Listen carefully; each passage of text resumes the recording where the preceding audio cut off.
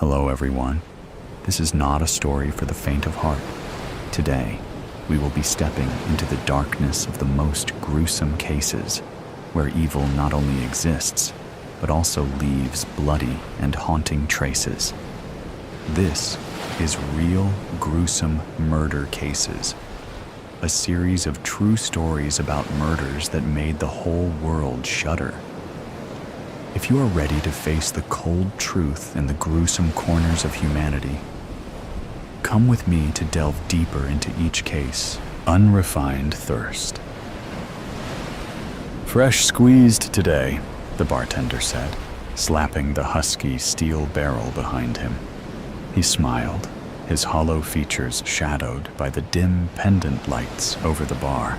From his stool, Victor looked down the bar counter. He saw the males with their stark white shirts and freshly pressed slacks, shiny hair slicked neatly behind their ears. They mingled with flirtatious females, elegant dresses in midnight blues and wine-colored reds. The guests drank from cups, the liquid's rousing scent permeated the tavern. Victor's hands quivered as he watched them drink. Was it 3 days since he'd last had a sip? 4? The thirst boiled inside him, but discipline was paramount. He shook his head at the bartender. Cup of bubble water, raising an eyebrow. The bartender leaned in to meet Victor's gaze. By the looks of you, you need a drink, lad. You're paler than the moon. Victor wasn't sure why he chose to make his abstinence difficult. When curing an addict, they say to make it easy, remove all temptations. To enter the belly of the beast was self-restraint suicide. Perhaps it was to prove a point. If he could do it here, he could it anywhere. Maybe it was still too early in his sobriety, but he knew the cause was worth it. He had to do this. He had to know it could work. He shook his head again, tapped his fingers on the bar. Please, just bubble water. The bartender's sunken eyes lingered. You ain't one of those puritanicals, are you? Think you're all high and mighty by taking the pledge? Victor tightened his jaw, opened his mouth to comment. But before the words left his lips, he caught himself. Breathe in, breathe out. That's the first lesson when dealing with temptation. Control your breath. He closed his eyes, breathed the metallic scent of the bar, the soft notes of a piano mixed with the steady chatter of the guests. A voice inside screamed for a drink, but he would choose not to listen. He was better than the carnal needs of his biology. He opened his eyes. I'm no puritanical, just someone requesting bubble water. Is that too much to ask? The bartender eyed him suspiciously. He poured a cup of bubble water, placed it in front of Victor. You know they ain't right, those puritanicals.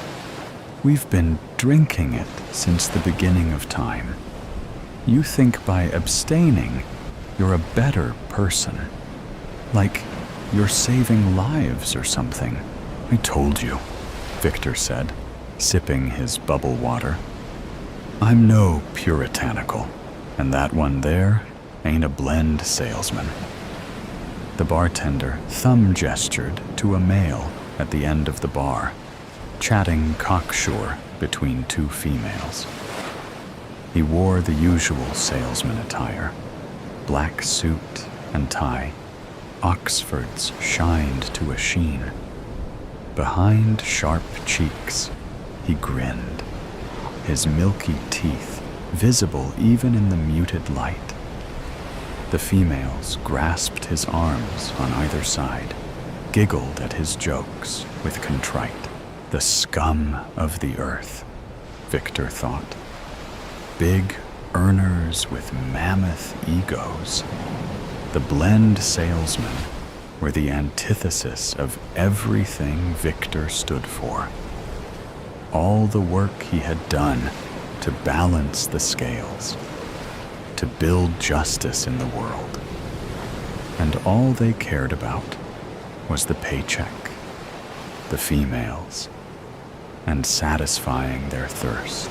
Them puritanicals ain't big fans of them blend salesmen, the bartender said. You don't look impressed with that one. Victor grimaced. He couldn't reveal his allegiance here. Who knew who could be listening? But in a moment of irritation, perhaps the abstinence was clouding his judgment. Perhaps he was exhausted from years of bickering with heartless morons. He lashed out. And what if I was one? What if I did take the pledge? The moment the words left his lips, he regretted it. A few bar patrons looked over. The bartender stepped back. As he rag-dried the hollow of a cup, he dissected Victor with his eyes. You would have to leave. Yes, sir. Ain't having none of your kind in here. You come to my bar, you drink the fresh squeeze.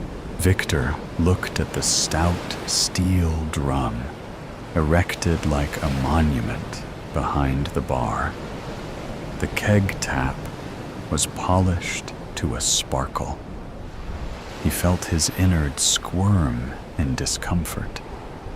As loathsome as the contents were, the thirst intensified inside him. He pulled his eyes away.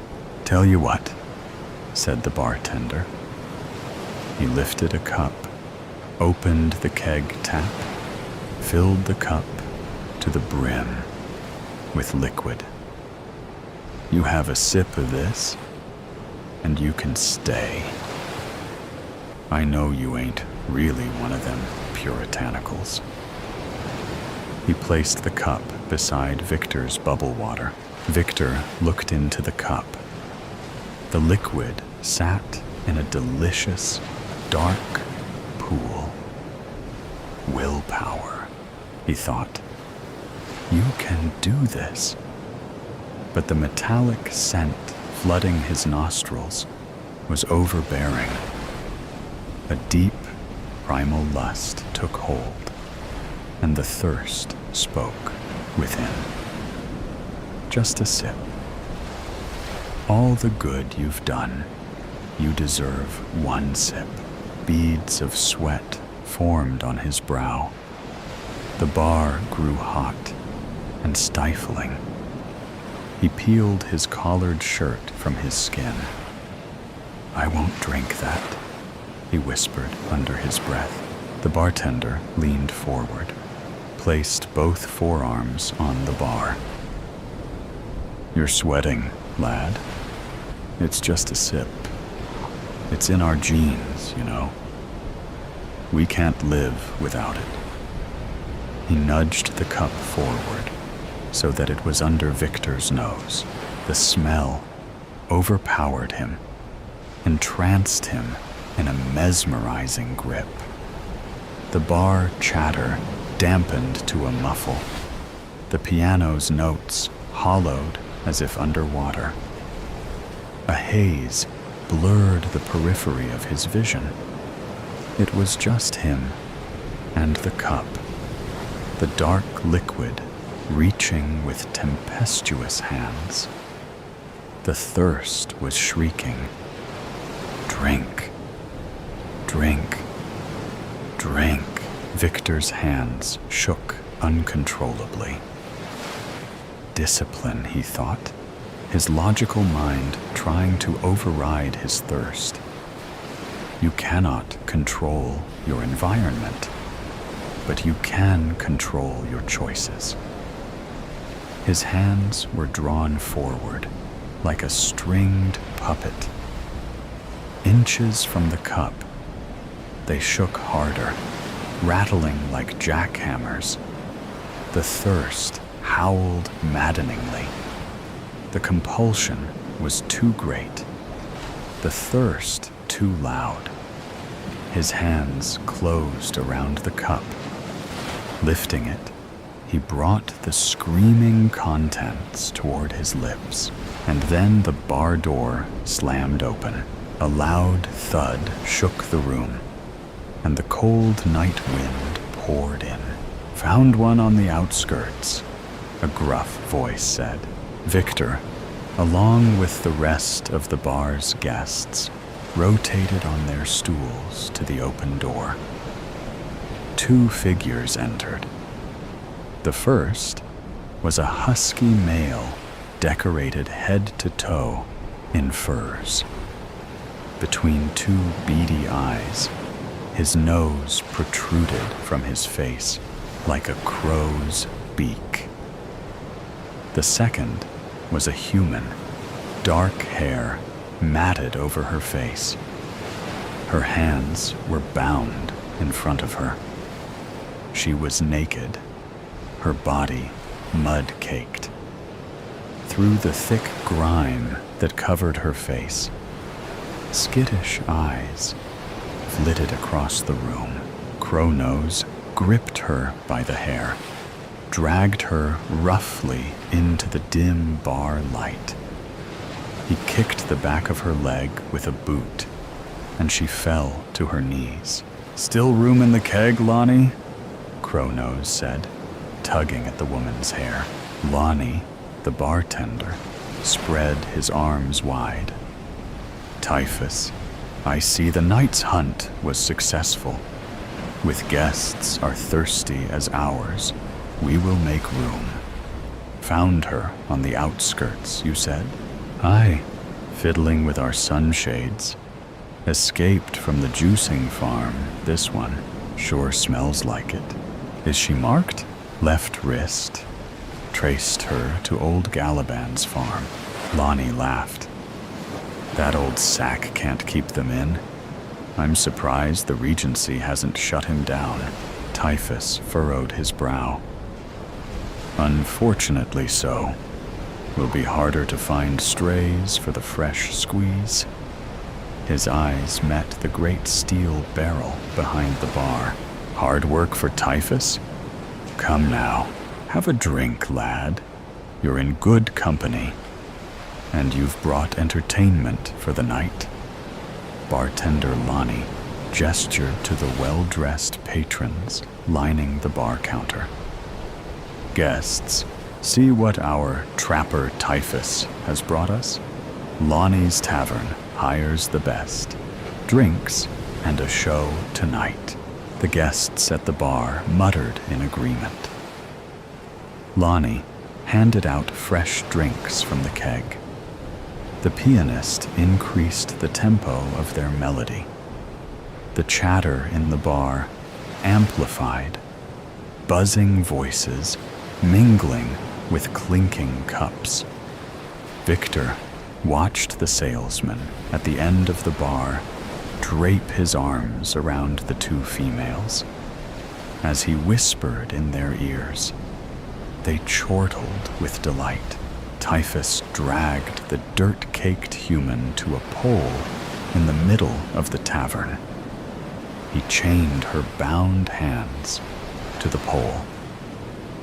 Victor watched her fearful eyes scan the room. The bloodwood ceiling, the pendant lights, the silver-haired pianist in the corner, the great steel keg shimmering like a shrine. Her eyes flitted from guest to guest, the males in their white button-ups, the females in their ornate dresses. As her eyes met Victor's, he had to look away. Her gaze was horrific.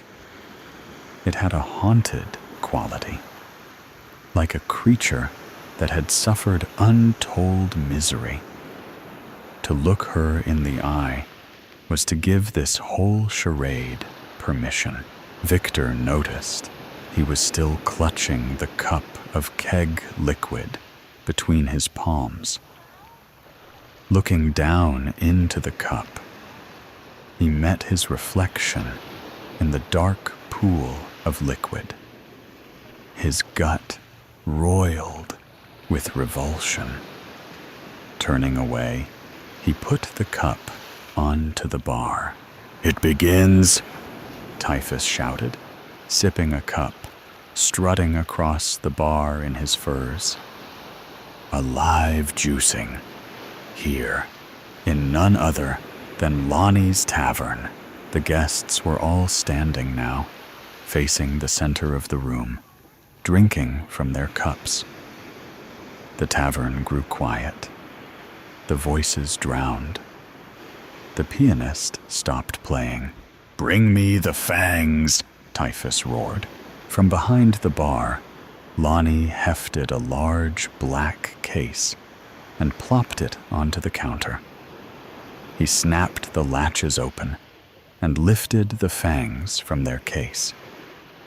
The metal glimmered under the pendant lights. It was a set of steel jaws, edges serrated, with two knife-like incisors projecting from each jaw. Clear tubes led from the jaws to a thigh-sized collection tank. Typhus took the fangs from Lonnie and moved toward the woman. She shifted on the bloodwood floor, tried to stand, but the grime clutching her body caused her to slide onto her backside. She let out an animalistic yelp. As Typhus approached, she moved behind the pole, attempting to hide from the fangs. The spectators laughed. They clinked their cups and drank. Anticipation etched on their faces. Typhus opened the fangs, the incisors sparkling.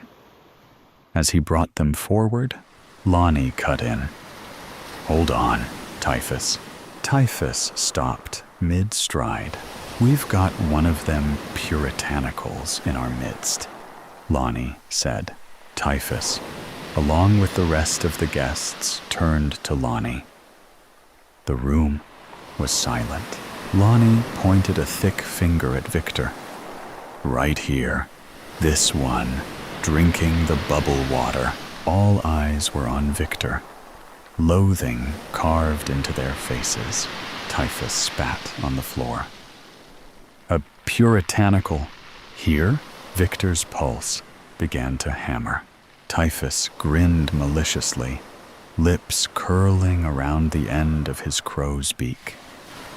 "It's a pity, those who choose to abstain. It's a flawed ideology. We were built for blood. It's in our DNA." Victor wanted to say something, wanted to defend himself, defend his cause, but he couldn't find the words. His lips were too dry, his throat too tight. He opened his mouth to speak, but no words came. He closed his mouth. Typhus smiled. "Looks like abstinence has silenced our high and mighty." The room laughed. Victor felt beads of sweat roll down his forehead. They would kill him if they knew the truth, especially in the presence of a trapper. Others could sometimes be reasoned with. They could see the harm they were causing the humans. They would disagree, of course, and would still choose to satisfy their thirst. But they would leave you to your own. You have your point of view. I have mine, they would say. Trappers were not like that at all. Puritanicals must be eliminated at all costs. That was the trapper philosophy. I'm not a puritanical, Victor lied. They are a disgrace to our kind. It made him sick saying it, but he knew it needed to be said. A murmur stirred amongst the bar patrons. Then why haven't you taken a sip of my fresh squeeze? Lonnie said. His sunken eyes were dark, hollow pits.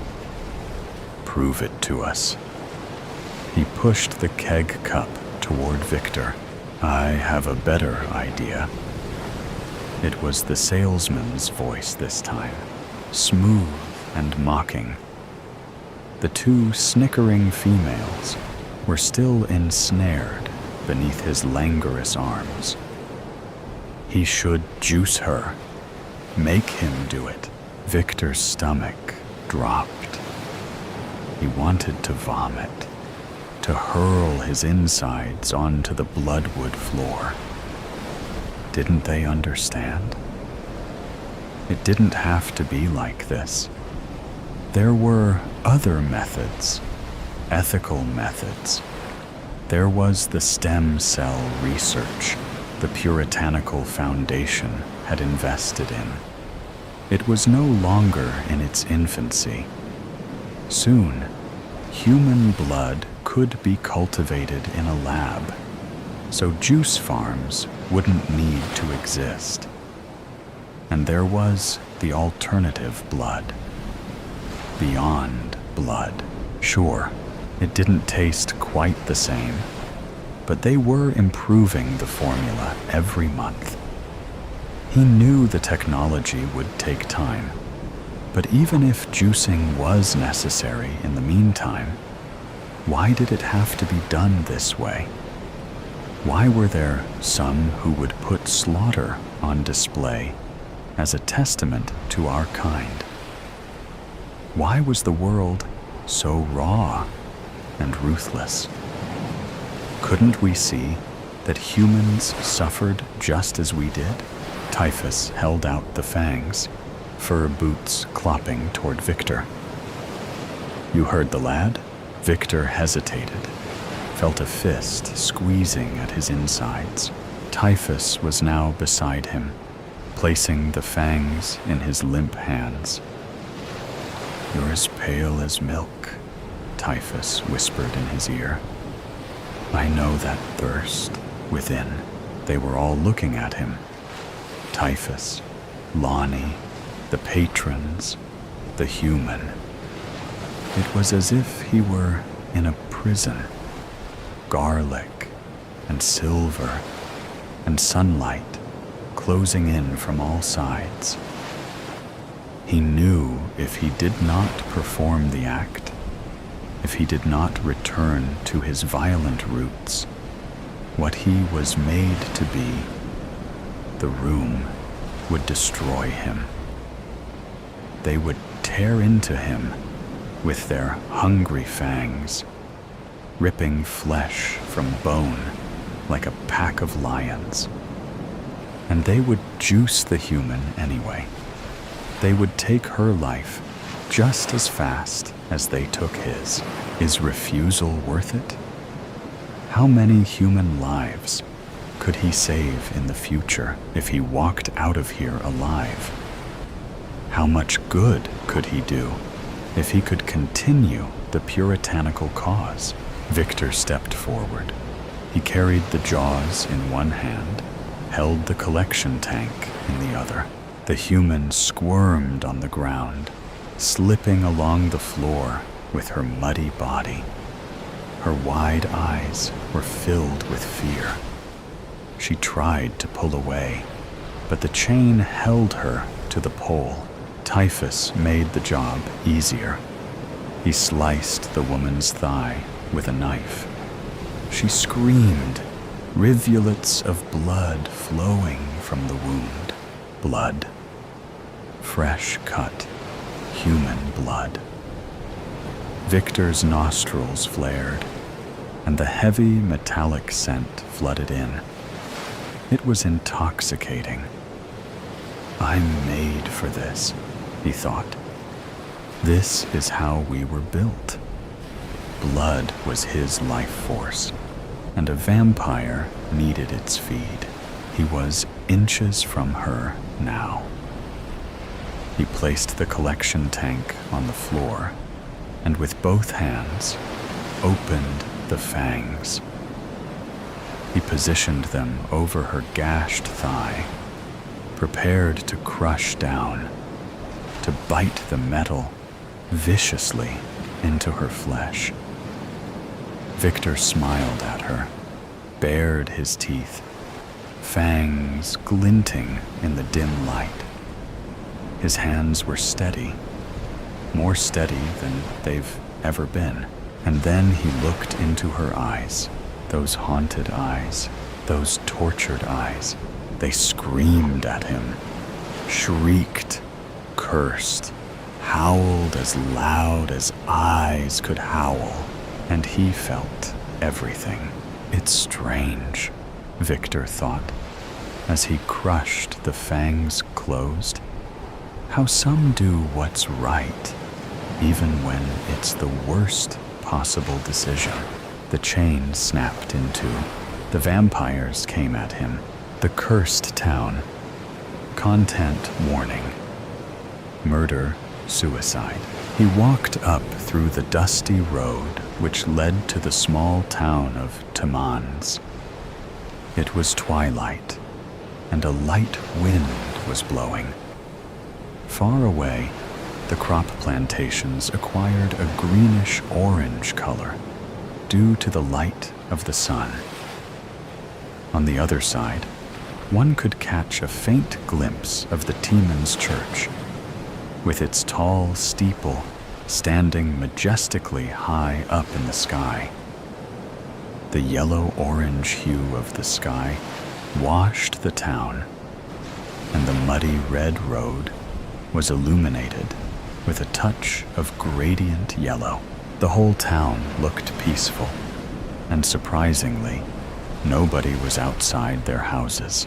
He entered the town and looked at the banyan tree in front of him. It had remained much the same. He looked up at the houses and walked towards them. Darkness was falling now. The red-orange hue was slowly swept away, and a dark blue color entered, only with a touch of crimson at its bottom. Shadows fell here and there, creating a spooky atmosphere, and he quickened his pace, as if to avoid the evil spell cast by the shadows of the houses. The moon came up, not too bright, for clouds were starting to surround it from all sides. He glanced upwards and realized that he had to take shelter somewhere. Rainfall could occur any time now. He walked through the dusty and muddy road and looked here around for inns, but there were none. Finally, he found a big apartment which was deserted. He let out a sigh of relief and walked up the stairs and entered the apartment. It was evident that the apartment was still under construction work. It was not completed. However, years of neglect had withered away the raw smell of the brick walls, and small plants could be seen, growing almost everywhere. All of them had a feeling of evil in them. The brick walls, the plants, the floors, and even the ceiling. It was like they had witnessed a lot of sad events and were telling him not to go further inside the house. The house itself was spooky, with its large corridors and almost no rooms. A huge, round staircase led to the other floors. The grayish appearance of the apartment matched perfectly with his gray and withered t-shirt and pants. He went up the staircase and reached the terrace. It was broad and wide, and one could see the beautiful town stretched before it. He looked down and was surprised to see an old woman with a lantern standing in the doorway of the apartment, waving her hands to call him. He descended the staircase and ran out of the apartment to meet the old woman. The woman was short in stature and had gray hair, with sometimes a tint of black in them. Her face was wrinkled, and she looked at him through her cat-green eyes, piercingly. "What are you doing here?" she asked coldly. "I am a visitor, and I came here for certain business matters. I could not find any inn to spend the night in, so I came here," he said. She looked at him suspiciously, and then said, "Okay, you better come with me. This place is not good, especially at night." He nodded his head and followed the old woman. He was cold with fear and could not understand what was happening. He followed her till they reached a cottage, and the old woman asked him to enter. He went inside and enjoyed the warmth of the fire which was lit. He sat down on a sofa, and the woman came to her with a candle. She placed the candle on the table and handed him a plate. "You must be hungry. Here, have some food. You better not go to the apartment anymore." "Why?" he asked. "It's a long story. I have seen too much of this world to remember happy deeds. Most are evil." "What do you actually mean? Do you want to hear?" "Yes, I do." She took a long, deep breath and then began. "Long ago, when I was about 17 years of age, there used to live a plantation owner named Hamilton. He had a lot of money and was very rich. You see those plantations? All those were Sir Hamilton's. He was not only rich, but kind and generous too. He used to donate with open hands. He had a beautiful wife, 4 daughters, and 1 son. However, naturally, his neighbors were very jealous of him and despised him. He did not care that much for that. But one day, his neighbors attacked his family. His daughters were of almost my age then, and the son was only a baby. They killed his daughters and his wife, but somehow Hamilton and his son were able to escape. "Why did not Hamilton inform the police?" he asked. "There was no evidence against the neighbors. He had nothing to do. I later heard that he had fled somewhere to Canada." "But how does it relate to the apartment?" The old woman sighed. Her green eyes glistened, and she said, "The apartment was being made by Hamilton. He wanted to turn it into a hospital." "Yes, but how does that matter anyway?" Rain had started falling heavily, and the fire and candle went out. The 2 people were left in total darkness. However, he could still see the old woman's eyes glistening. The old woman said, "For the past few years, there had been a lot of suicides there. Many girls of around 16 to 17 years are committing suicide there. It all started with the daughter of Mrs. Morpin. She jumped from the terrace you were standing a few minutes ago. The second case was of Mrs. Rayon's daughter. She was found hanging from the chandelier one morning, her face white and terror-stricken. He was taken aback and looked at the old woman with wide and fearful eyes. Lightning struck, illuminating the whole room for a moment, and he could see the old woman's face, ugly, wrinkled with a strong, piercing glance, which was almost witch-like. He wanted to run out of the house, but some strange power kept him rooted to his seat. The old woman said, "You better go to sleep now. I guess you had a very tiresome day." The old woman showed him his bedroom, and he fell down on his bed, immediately asleep. The next morning, when he woke up, he could see the sun shining brilliantly outside. He heaved himself up and went to the living room. The old woman was preparing coffee. She handed him a cup, and he sat down on the sofa.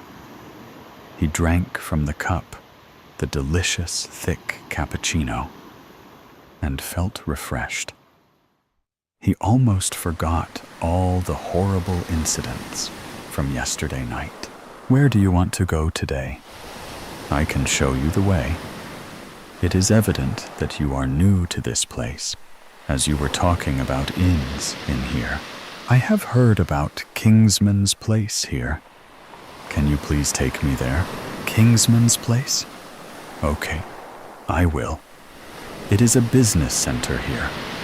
When do you want to go?" "About 9:30. What do you say? Please prepare a packed lunch for me." "Of course. Get ready then." He went back to his bedroom and took out his suitcase. He looked at himself in the mirror. He was middle-aged, but still, he looked pretty young.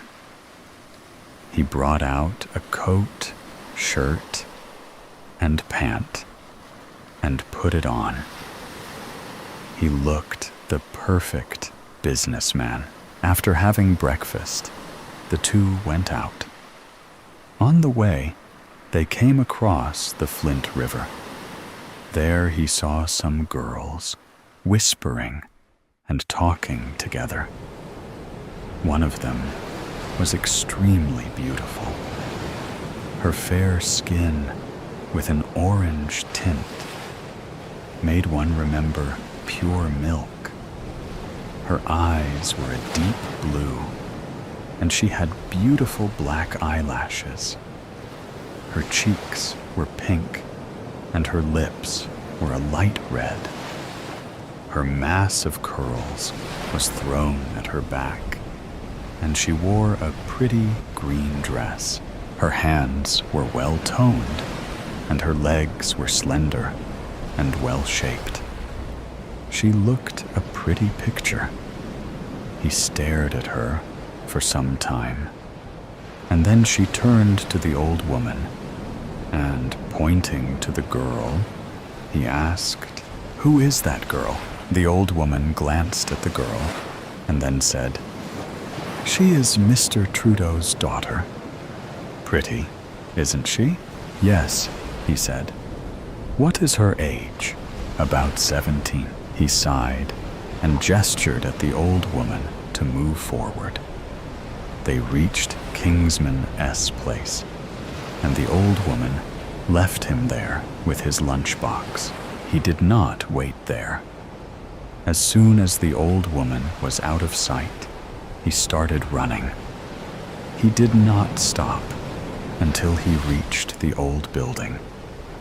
He entered and went up to the terrace. The terrace was absolutely empty.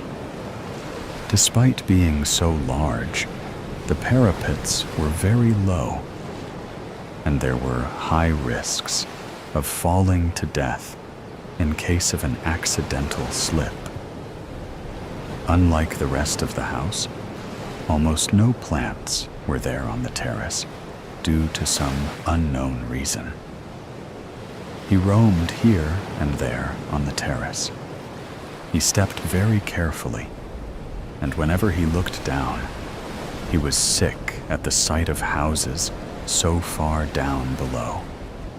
He hated heights and was afraid of them.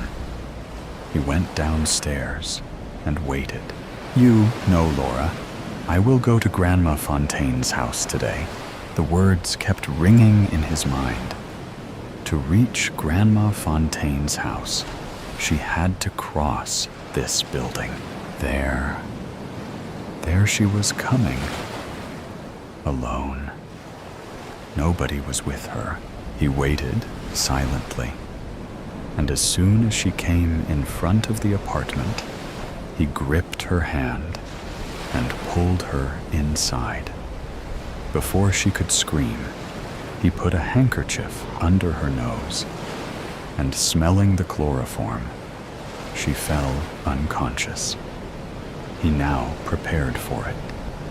He dragged her upstairs to the terrace and carefully washed her face. He then threw her down the parapet, and she landed with a loud thud sound. Dead.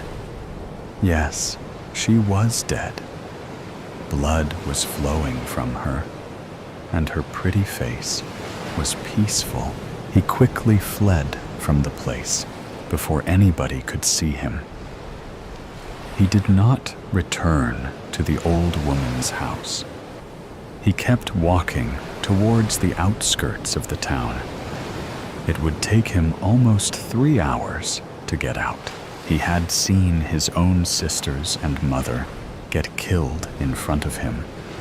Those Morpins, Rayons, Trudeaus, and Greys have killed them out of jealousy. He and his father had somehow fled. But after some time, his father also died. He died saying, "Kill Morpin, kill Trudeau, kill Rayon, kill Grey. Don't let them live." He had done that. He had killed all of them, except Grey's daughter.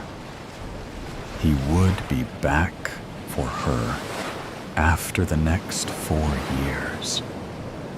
Yes, he would not let her live. They do not deserve to live. They had destroyed his life. He would destroy theirs. He would not let them be happy when his own happiness had been snatched away from him. Never. He looked back at the town. It was twilight yet again. The town looked peaceful, but he could hear faint sounds of crying. Let them cry. They will have to cry again after 4 years. He turned and walked away from the town as darkness fell and made the town silent. Much for that. But one day, his neighbors attacked his family. His daughters were of almost my age then, and the son was only a baby. They killed his daughters and his wife, but somehow Hamilton and his son were able to escape. "Why did not Hamilton inform the police?" he asked. There was no evidence against the neighbors. He had nothing to do. I later heard that he had fled somewhere to Canada. But how does it relate to the apartment? The old woman sighed. Her green eyes glistened, and she said the apartment was being made by Hamilton. He wanted to turn it into a hospital. Yes, But how does that matter anyway? Rain had started falling heavily, and the fire and candle went out. The two people were left in total darkness. However, he could still see the old woman's eyes glistening. The old woman said, "For the past few years, there had been a lot of suicides there. Many girls of around 16 to 17 years are committing suicide there. It all started with the daughter of Mrs. Morpen. She jumped from the terrace we were standing a few minutes ago. The second case was of Mrs. Rayon's daughter. She was found hanging from the chandelier one morning, her face white and terror-stricken. He was taken aback and looked at the old woman with wide and fearful eyes. Lightning struck, illuminating the whole room for a moment, and he could see the old woman's face, ugly, wrinkled with a strong, piercing glance, which was almost witch-like. He wanted to run out of the house, but some strange power kept him rooted to his seat. The old woman said, "You better go to sleep now. I guess you had a very tiresome day." The old woman showed him his bedroom, and he fell down on his bed, immediately asleep. The next morning, when he woke up, he could see the sun shining brilliantly outside. He heaved himself up and went to the living room. The old woman was preparing coffee. She handed him a cup, and he sat down on the sofa. He drank from the cup the delicious, thick cappuccino and felt refreshed. He almost forgot all the horrible incidents from yesterday night. "Where do you want to go today? I can show you the way. It is evident that you are new to this place, as you were talking about inns in here. I have heard about Kingsman's Place here. Can you please take me there?" "Kingsman's Place? Okay, I will. It is a business center here. When do you want to go?" "About 9:30. What do you say? Please prepare a packed lunch for me." "Of course. Get ready then." He went back to his bedroom and took out his suitcase. He looked at himself in the mirror. He was middle-aged, but still, he looked pretty young. He brought out a coat, shirt, and pant and put it on. He looked the perfect businessman. After having breakfast, the two went out. On the way, they came across the Flint River. There he saw some girls whispering and talking together.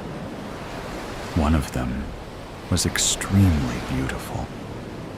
Her fair skin with an orange tint made one remember pure milk. Her eyes were a deep blue, and she had beautiful black eyelashes. Her cheeks were pink, and her lips were a light red. Her mass of curls was thrown at her back, and she wore a pretty green dress. Her hands were well-toned, and her legs were slender and well-shaped. She looked a pretty picture. He stared at her for some time, and then she turned to the old woman, and pointing to the girl, he asked, "Who is that girl?" The old woman glanced at the girl and then said, "She is Mr. Trudeau's daughter." "Pretty, isn't she?" "Yes," he said. "What is her age?" "About 17. He sighed and gestured at the old woman to move forward. They reached Kingsman S. place, and the old woman left him there with his lunchbox. He did not wait there. As soon as the old woman was out of sight, he started running. He did not stop until he reached the old building. He entered and went up to the terrace. The terrace was absolutely empty. Despite being so large, the parapets were very low, and there were high risks of falling to death in case of an accidental slip. Unlike the rest of the house, almost no plants were there on the terrace due to some unknown reason. He roamed here and there on the terrace. He stepped very carefully, and whenever he looked down, he was sick at the sight of houses so far down below. He hated heights and was afraid of them. He went downstairs and waited. "You know, Laura, I will go to Grandma Fontaine's house today." The words kept ringing in his mind. To reach Grandma Fontaine's house, she had to cross this building. There she was coming, alone. Nobody was with her. He waited silently, and as soon as she came in front of the apartment, he gripped her hand and pulled her inside. Before she could scream, he put a handkerchief under her nose, and smelling the chloroform, she fell unconscious. He now prepared for it. He dragged her upstairs to the terrace and carefully washed her face. He then threw her down the parapet, and she landed with a loud thud sound. Dead. Yes, she was dead. Blood was flowing from her, and her pretty face was peaceful. He quickly fled from the place before anybody could see him. He did not return to the old woman's house. He kept walking towards the outskirts of the town. It would take him almost 3 hours to get out. He had seen his own sisters and mother get killed in front of him. Those Morpins, Rayons, Trudeaus, and Greys have killed them out of jealousy. He and his father had somehow fled. But after some time, his father also died. He died saying, "Kill Morpin, kill Trudeau, kill Rayon, kill Grey. Don't let them live." He had done that. He had killed all of them, except Grey's daughter. He would be back for her after the next 4 years. Yes, he would not let her live. They do not deserve to live. They had destroyed his life. He would destroy theirs. He would not let them be happy when his own happiness had been snatched away from him. Never. He looked back at the town. It was twilight yet again. The town looked peaceful, but he could hear faint sounds of crying. Let them cry. They will have to cry again after 4 years. He turned and walked away from the town as darkness fell and made the town silent. Much for that.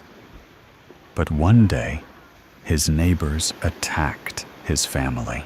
His daughters were of almost my age then, and the son was only a baby. They killed his daughters and his wife, but somehow Hamilton and his son were able to escape. Why did not Hamilton inform the police? He asked. There was no evidence against the neighbors. He had nothing to do. I later heard that he had fled somewhere to Canada. But how does it relate to the apartment? The old woman sighed. Her green eyes glistened, and she said the apartment was being made by Hamilton. He wanted to turn it into a hospital. Yes, but how does that matter anyway? Rain had started falling heavily, and the fire and candle went out. The two people were left in total darkness. However, he could still see the old woman's eyes glistening. The old woman said, "For the past few years, there had been a lot of suicides there. Many girls of around 16 to 17 years are committing suicide there. It all started with the daughter of Mrs. Morpin. She jumped from the terrace you were standing a few minutes ago. The second case was of Mrs. Rayon's daughter. She was found. Never let it be said. A king does as he pleases, and anyone who disagrees is a fool. Wolsey, my Lord Chancellor, who the Pope made cardinal, erred in being too slow to deal with the king's great matter, which was how the need to legitimately free myself from my first marriage became known. Thomas More, who I promoted to the same position, forfeited his life when he put conscience before obedience to the crown. When Thomas refused to take the oath of succession and denied I was the supreme head of the Church of England, it was only a matter of time. Both men lost their lives, one before he could be tried and beheaded, and one who actually was. I was sad about Moore's death because I learnt much from our religious debates. Until things took a turn for the worse, I enjoyed our little spars. He must have known I had no choice but to have him executed for his treachery, although I showed mercy by transmuting the manner of his execution to beheading rather than the hanging, drawing, and quartering of his parts, which is the standard punishment for treason. I dream of him sometimes in the dead of night, but that is inevitable with someone who was once a friend. Never let it be said, I haven't been a just king. At first, Anne Boleyn was my dream girl. Beautiful, vivacious, and intelligent. She was going to give me everything I desired. I knew she would satisfy me in bed, but I also hoped to confide in her and assumed she'd continue to support my interests. Above all else, I needed her to provide me with a legitimate male heir. In return, she would be my queen, gain undreamed of riches, and her family would be given lifelong prestige. Loving her was a kind of madness. I was such a pitiful wretch. I actually trembled in her presence. She must have wanted me, but her refusal to yield and become my mistress made me crave her all the more.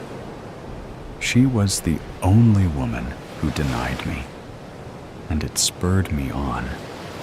I was crazy for her sweet, pert breasts. I called them my doxies. My soul drowned in her bright eyes, and at every opportunity, I would try to kiss that fine gazelle-like neck, even when she perkily brushed me away and said, "No, the queen might see and be upset, Anne created a stir everywhere she went. Her alluring voice and elegant French ways were the talk of the court. She'd first been sent to Brussels, then to the French court, by her father for 7 years, and returned a true daughter of the Renaissance. She had an air about her quite unlike other ladies of my acquaintance. I knew if I stalked this enchanting creature long enough, I'd win my prize. Later, when we were together, she joked she'd had no choice in marrying me. It was boldly devilish coming out with something like that, and I laughed heartily at her archness. She further shocked me by saying I'd pestered her by bombarding her with letters and gifts when she withdrew from court for a year. Could she have been trying to escape my advances? Not possible. It was just another ploy. One of her schemes, which had playing into her hands. And it worked. It made me all the more determined to catch her, like Jacob, who had to serve Laban 7 years for his daughter Rachel, and then was tricked into marrying his older daughter Leah. I had to wait 7 years before I could marry Anne. We slept together a little before marriage, but only when the marriage was certain. Divorce from my first wife, Catherine, should have been straightforward, but for political reasons, the Pope refused to grant me one. I grew increasingly desperate. I certainly could never have imagined the trials and tribulations that lay ahead as I fought to marry my dream woman. The very fabric of my country's religious landscape was being altered as a result of the reforms I made. I could not turn back.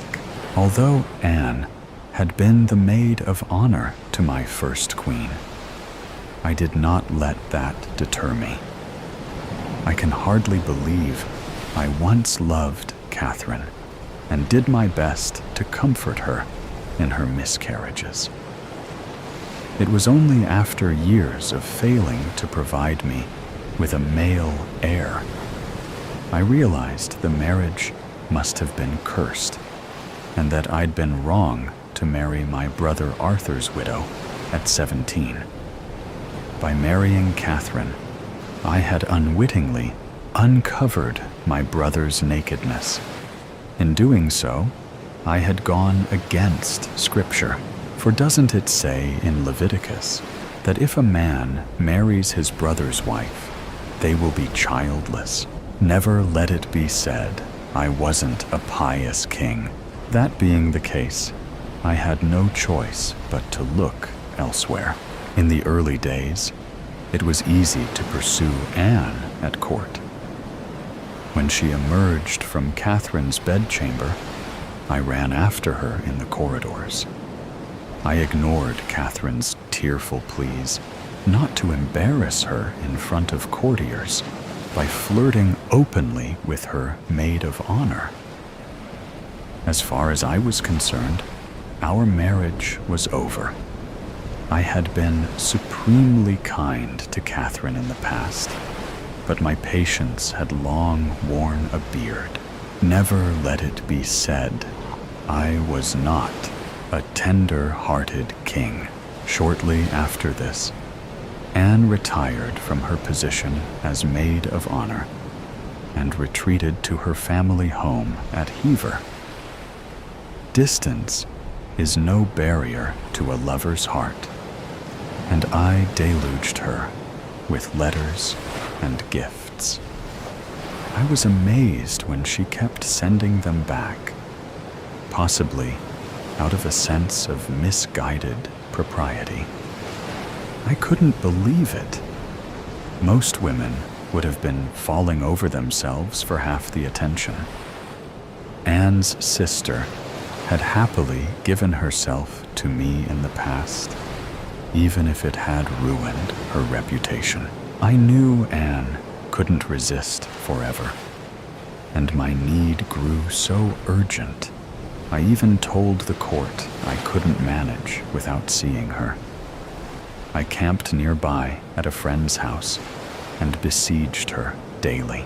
By the time she consented to marry me, they had long been calling her the Great Homewrecker and the Great Whore, an accusation that no longer appears as unjust as it once did.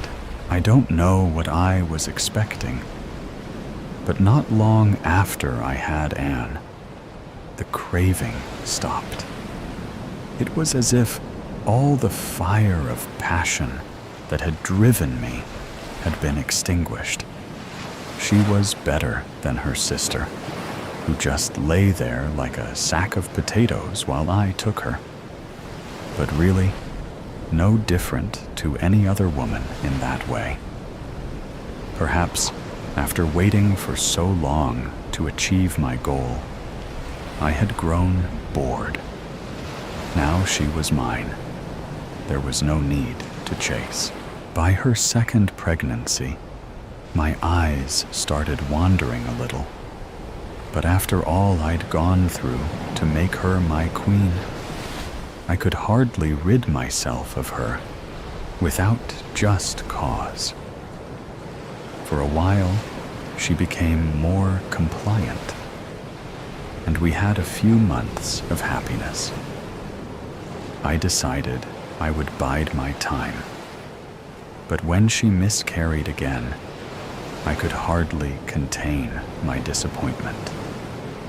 The stillborn baby boy lent proof to my doubts. Anne always maintained she miscarried on account of my jousting accident when she'd feared I was going to lose my life. She kept telling me I was never the same after the horse fell on me, and I lay unconscious for 2 hours. Either way, it seemed unlikely she was ever going to be able to give me a son. The fate of my second marriage was now sealed. Ironically, before the miscarriages, Anne had given birth to a healthy girl at Greenwich Palace. At least my daughter looked like me. As Elizabeth was our firstborn, I did my best to cover over the embarrassment, but there were none of the expected bonfires and rejoicings a male birth would have merited. I could almost hear the bawdy remarks in taverns up and down the land. No doubt my predicament was a source of merriment at court. I could read the guilty looks and hated the way the talk dried up as soon I entered a room. Secret, scornful laughter, mocking my failure. Never let it be said I was a king too proud to learn from his mistakes. The strength of character, the witty personality that had once so delighted me, now grated. When I heard Anne laughing with her coterie of male admirers, I felt as if she was insulting my manhood. When she wasn't doing that, she was accosting me about reforming practices, constantly asking whether some of the money from the dissolution of the monasteries could be used to fund places of education. She said I had agreed to this, but I don't recall making such promises. Nothing worse than a meddlesome woman. Who was she to harass me? Once convinced our union was doomed, I could think of nothing but finding a way to get rid of this woman who'd made me a laughingstock in Europe. Though it occupied my every waking hour, I came up with nothing. That was when I turned to my right-hand man to see if he could find a solution. Cromwell has never disappointed me. Yet. Unlike Moore and Bishop Fisher, who steadfastly refused to accept the new faith to make me head of the church and were destroyed for their treachery. It didn't take long for Cromwell to resolve my problem. He has the most practical turn of mind of any man I've known. He understood my infatuation for Anne had turned to something else. I had become obsessed with the need to rid myself of this burdensome woman. The woman I had once adored now hung about me like a plague. I could hardly bear to breathe in the same air. In his customary style, Cromwell sorted things out, and before long, Anne was escorted to the Tower, where she was charged with having committed adultery with 5 men, one of whom was her brother. It didn't surprise me. The pair of them were always sneaking off in corners and giggling together, no doubt laughing at me behind my back. I could well believe her capable of it, even though she strenuously protested her innocence against every charge brought against her. She claimed she had never once been unfaithful. She had always been true in word and deed to her king. How could I have been so deluded? How could she have betrayed me thus? How could she have lied so? And how could I ever have fallen under her spell? She has been hunted down and will be slaughtered tomorrow, or maybe the next day. I dare say she will be waiting in a high state of dread, not knowing when it will be. I have already been more than magnanimous in acceding to her request for a French swordsman. That way, her end will come swiftly, for she only has a little neck. I consider it a final act of kindness towards a treacherous wife who was once queen. Never let it be said, I wasn't a forgiving king.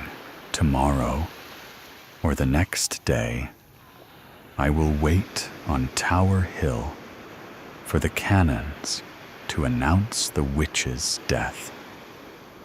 Then I will turn horse and ride to Hampton Court. I anticipate celebrating with Jane once the deed is done. Jane is not well educated, but she is loving and submissive as a good woman should be, and I plan to marry her soon. I know we will be blessed with a son. I can hardly wait. Witches get stitches. The tea house was full of women sipping from cups and pouring from various teapots. Mona Heptonstall winced. She didn't have any money to buy a drink. She didn't have any money at all. She was only a young schoolgirl. But the sight of all these women put her at ease a little. And God knew that she needed somewhere to feel safe right now. Mona ducked into the shop, past the few tables outside, occupied by little old ladies sitting in the shade. The aroma inside the tea house was exotic and familiar, exciting and cozy. Steam wafted from the rims of mugs, none of which were matching. It was as though the owner had put serious effort into ensuring all crockery sets were different.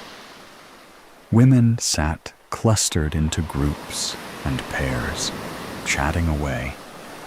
Some sat solo, unconcerned with their lack of company. They smiled, contented and closed-eyed, into the sunshine while sipping their brews. On the walls, various posters and flags hung. There was something about flowers and plants here. There was something about animals being friends there. The symbol for females, the circle above a cross, was here. Rainbow flags and a flag with light blue, pink, and white stripes hung there. Plant pots housed a forest's worth of greenery, growing in every direction. The flowers crawled up stakes and dangled from shelves, and dog-eared books about cooking, herbology, feminism, and equal rights were everywhere. Mona's thudding heart slowed, and her stitched-up eyebrow settled into a steady pulse. This tea house was a nice place, a good place, one that she imagined that Grubby Gilbert wouldn't think to check. She glanced over her shoulder out the window into the sun-drowned street outside. Grubby Gilbert Boyd came plodding along as if on cue, a frown etched upon his bovine countenance. His pot belly bounced as he slowed to a trot, his head jerking around like a pigeon's. A bead of sweat trickled down his forehead. Beneath his food-stained shirt, his chest rose and fell with heavy breaths. His eyes passed over the tea house, and he didn't seem to register it was there. Then he moved on.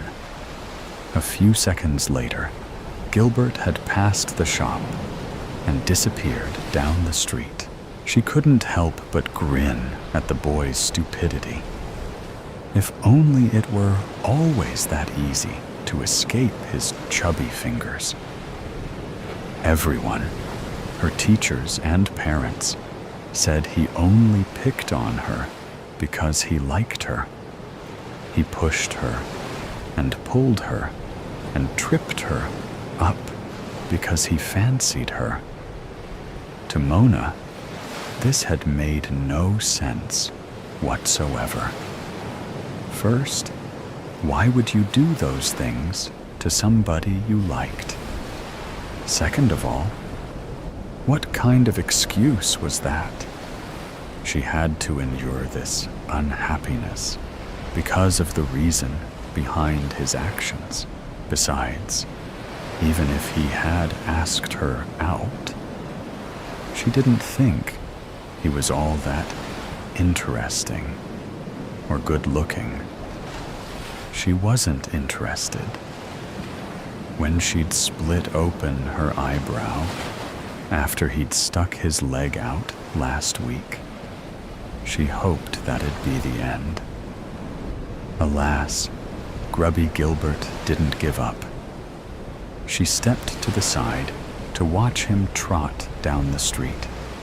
She walked right into a table whilst she gazed in the opposite direction. Mona squeaked, timid like a mouse, as time slowed around her. The table toppled over. The mugs crashed to the floor and disintegrated, spilling hot tea over the rug. The flowery doily drifted to the ground, where the liquid stained it brown. The two women flinched backwards from the carnage and squealed. They escaped the flying china unscathed, but lost their beverages to gravity. Mona gasped, wide-eyed, hands raised in self-defense. Oh no. Oh no. No. No. This accident was not good. Not good at all. She had no money, nothing with which she could make amends. She tried to think, speak, and act. But fear rooted her to the spot. A woman with a tea towel draped over her shoulder came marching up to the scene.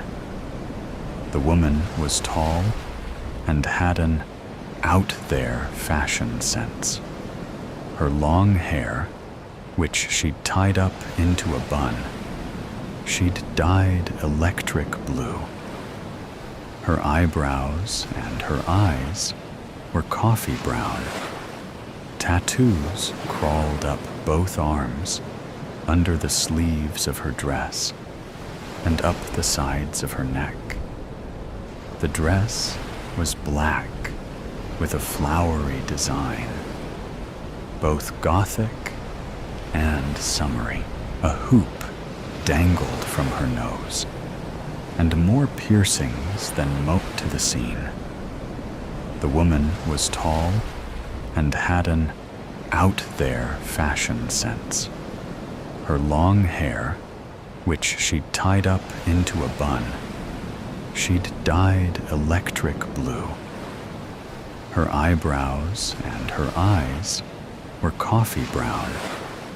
Tattoos crawled up both arms, under the sleeves of her dress, and up the sides of her neck.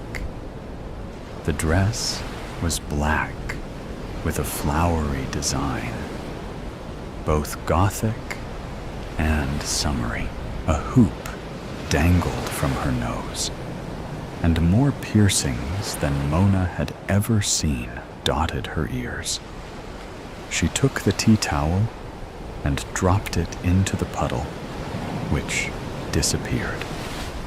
Before Mona could blink, the table was upright, its doily pristine, and the mug shards were gone. The blue-haired woman called to a younger girl who was busy behind the counter. "Sabrina, another ginger tea and a peppermint tea for this table, please. On the house, of course." Mona shriveled before the sight of her. Adults always seemed big. Despite being no taller than the other grown-ups, this woman seemed like a giantess. Some unknown qualities made her presence more clear. She squeezed her hands together, averted her eyes, and awaited the tongue lashing. "I'm Alice Wallaker, and this is my tea house. Do you mind answering a few questions? Oh God, oh God, oh God. I'm sorry. I'm so sorry. I didn't mean to. I'm such an idiot. I'm such a stupid idiot. Alice silenced her with a wave of her hand. She smiled. "Never mind about that, Mona. Don't cry over spilt milk. Unless if it's for a black cat. What's your name, sweetie?" Something cold and jagged inside Mona began to melt. Calmness washed over her. She looked up into those warm brown eyes and didn't see the hostility she expected to find. "I'm Mona Heptonstall." Alice's eyes rolled over her every feature, settling on the stitches in her eyebrow. An odd look sparkled behind her kind eyes. "And what's his name, Mona?" Mona took a sharp inhale of breath. How did she know? Mona debated lying and telling Alice that there was no him. She was fine, and nothing was wrong. She soon abandoned this, then entertained the thought of giving the woman a fake name. But then that flittered away like a bat on the night's breeze. In the end, Mona told the truth. Gilbert Boyd. Alice wrinkled her nose as though she knew the boy already. She inhaled through her nose, then out through her mouth.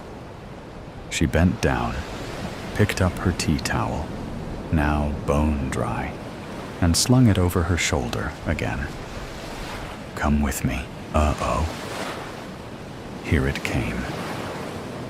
This point was the moment that Ms. Wallaker would call the police, and they'd take her away.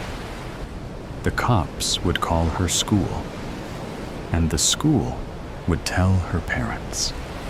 She'd be in so much trouble because she wanted to escape Grubby Gilbert.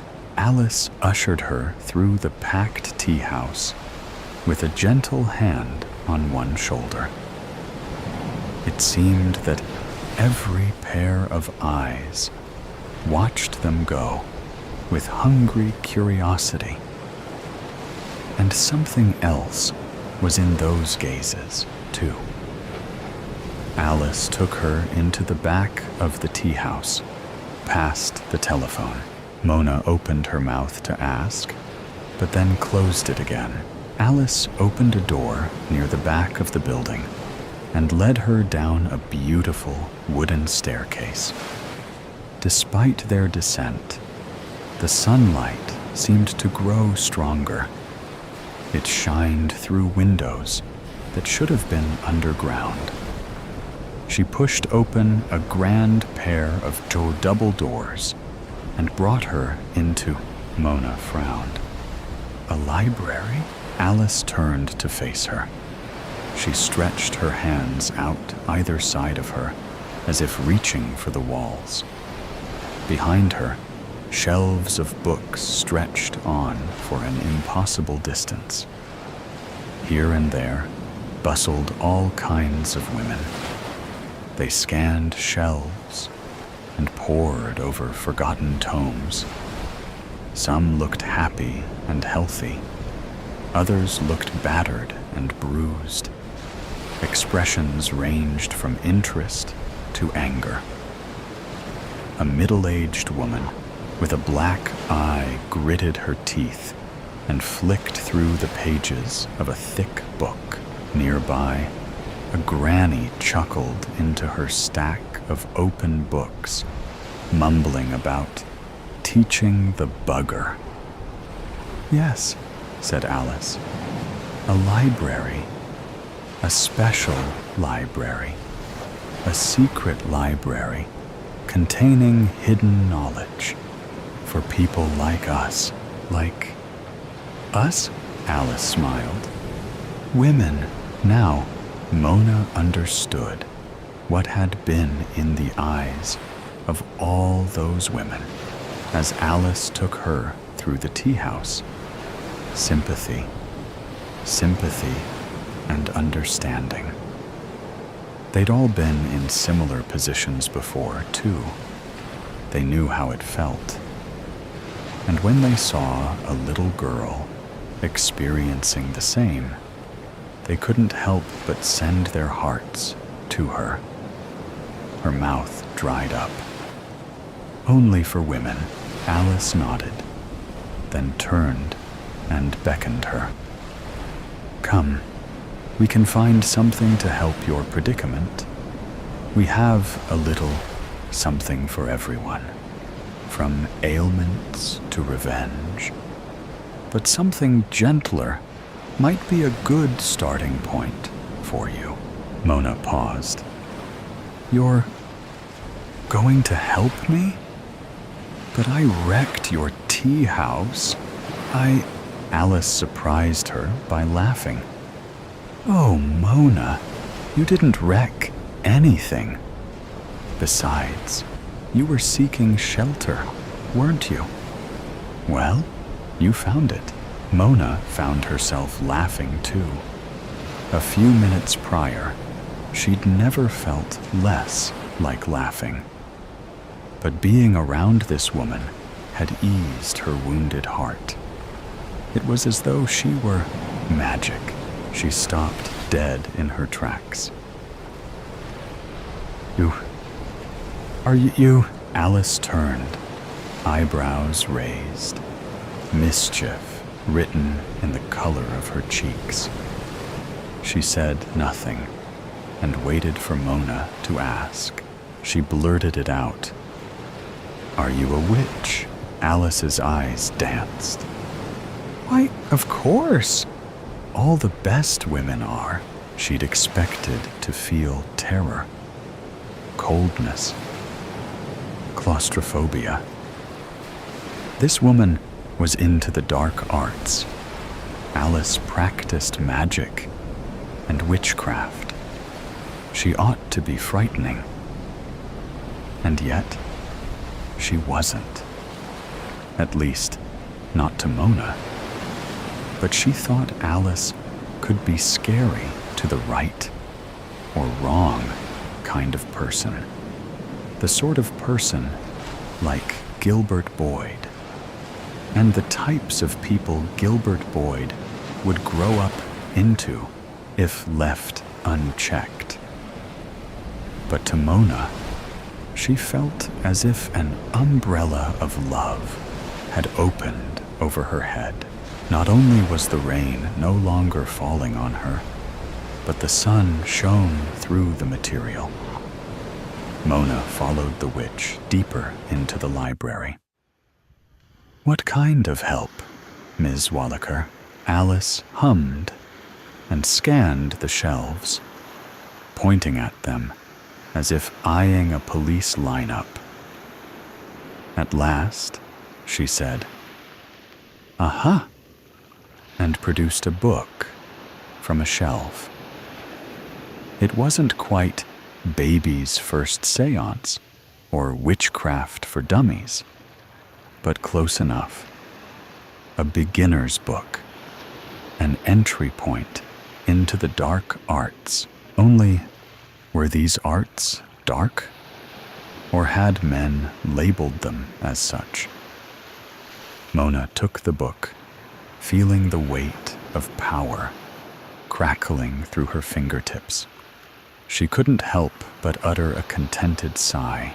Alice opened the book and slid a finger down the index page, tapping on certain words.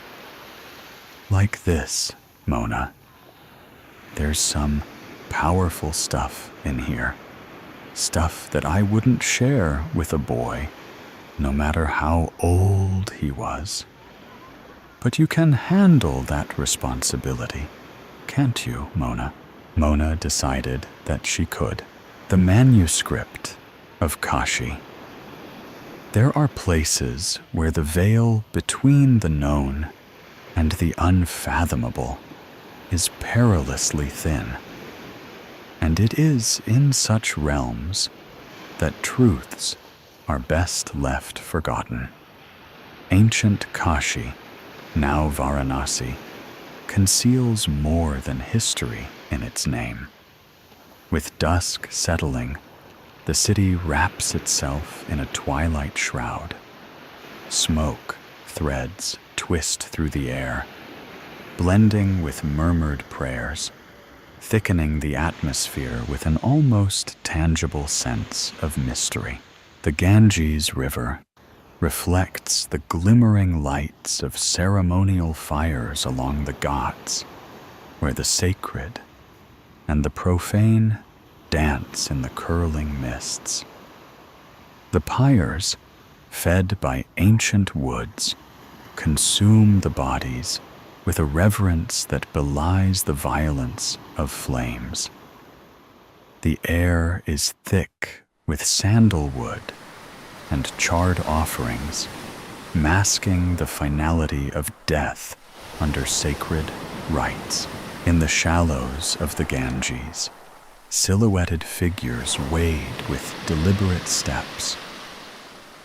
These men, draped in the sparse cloth of the destitute, are seekers of the dead's forgotten wealth.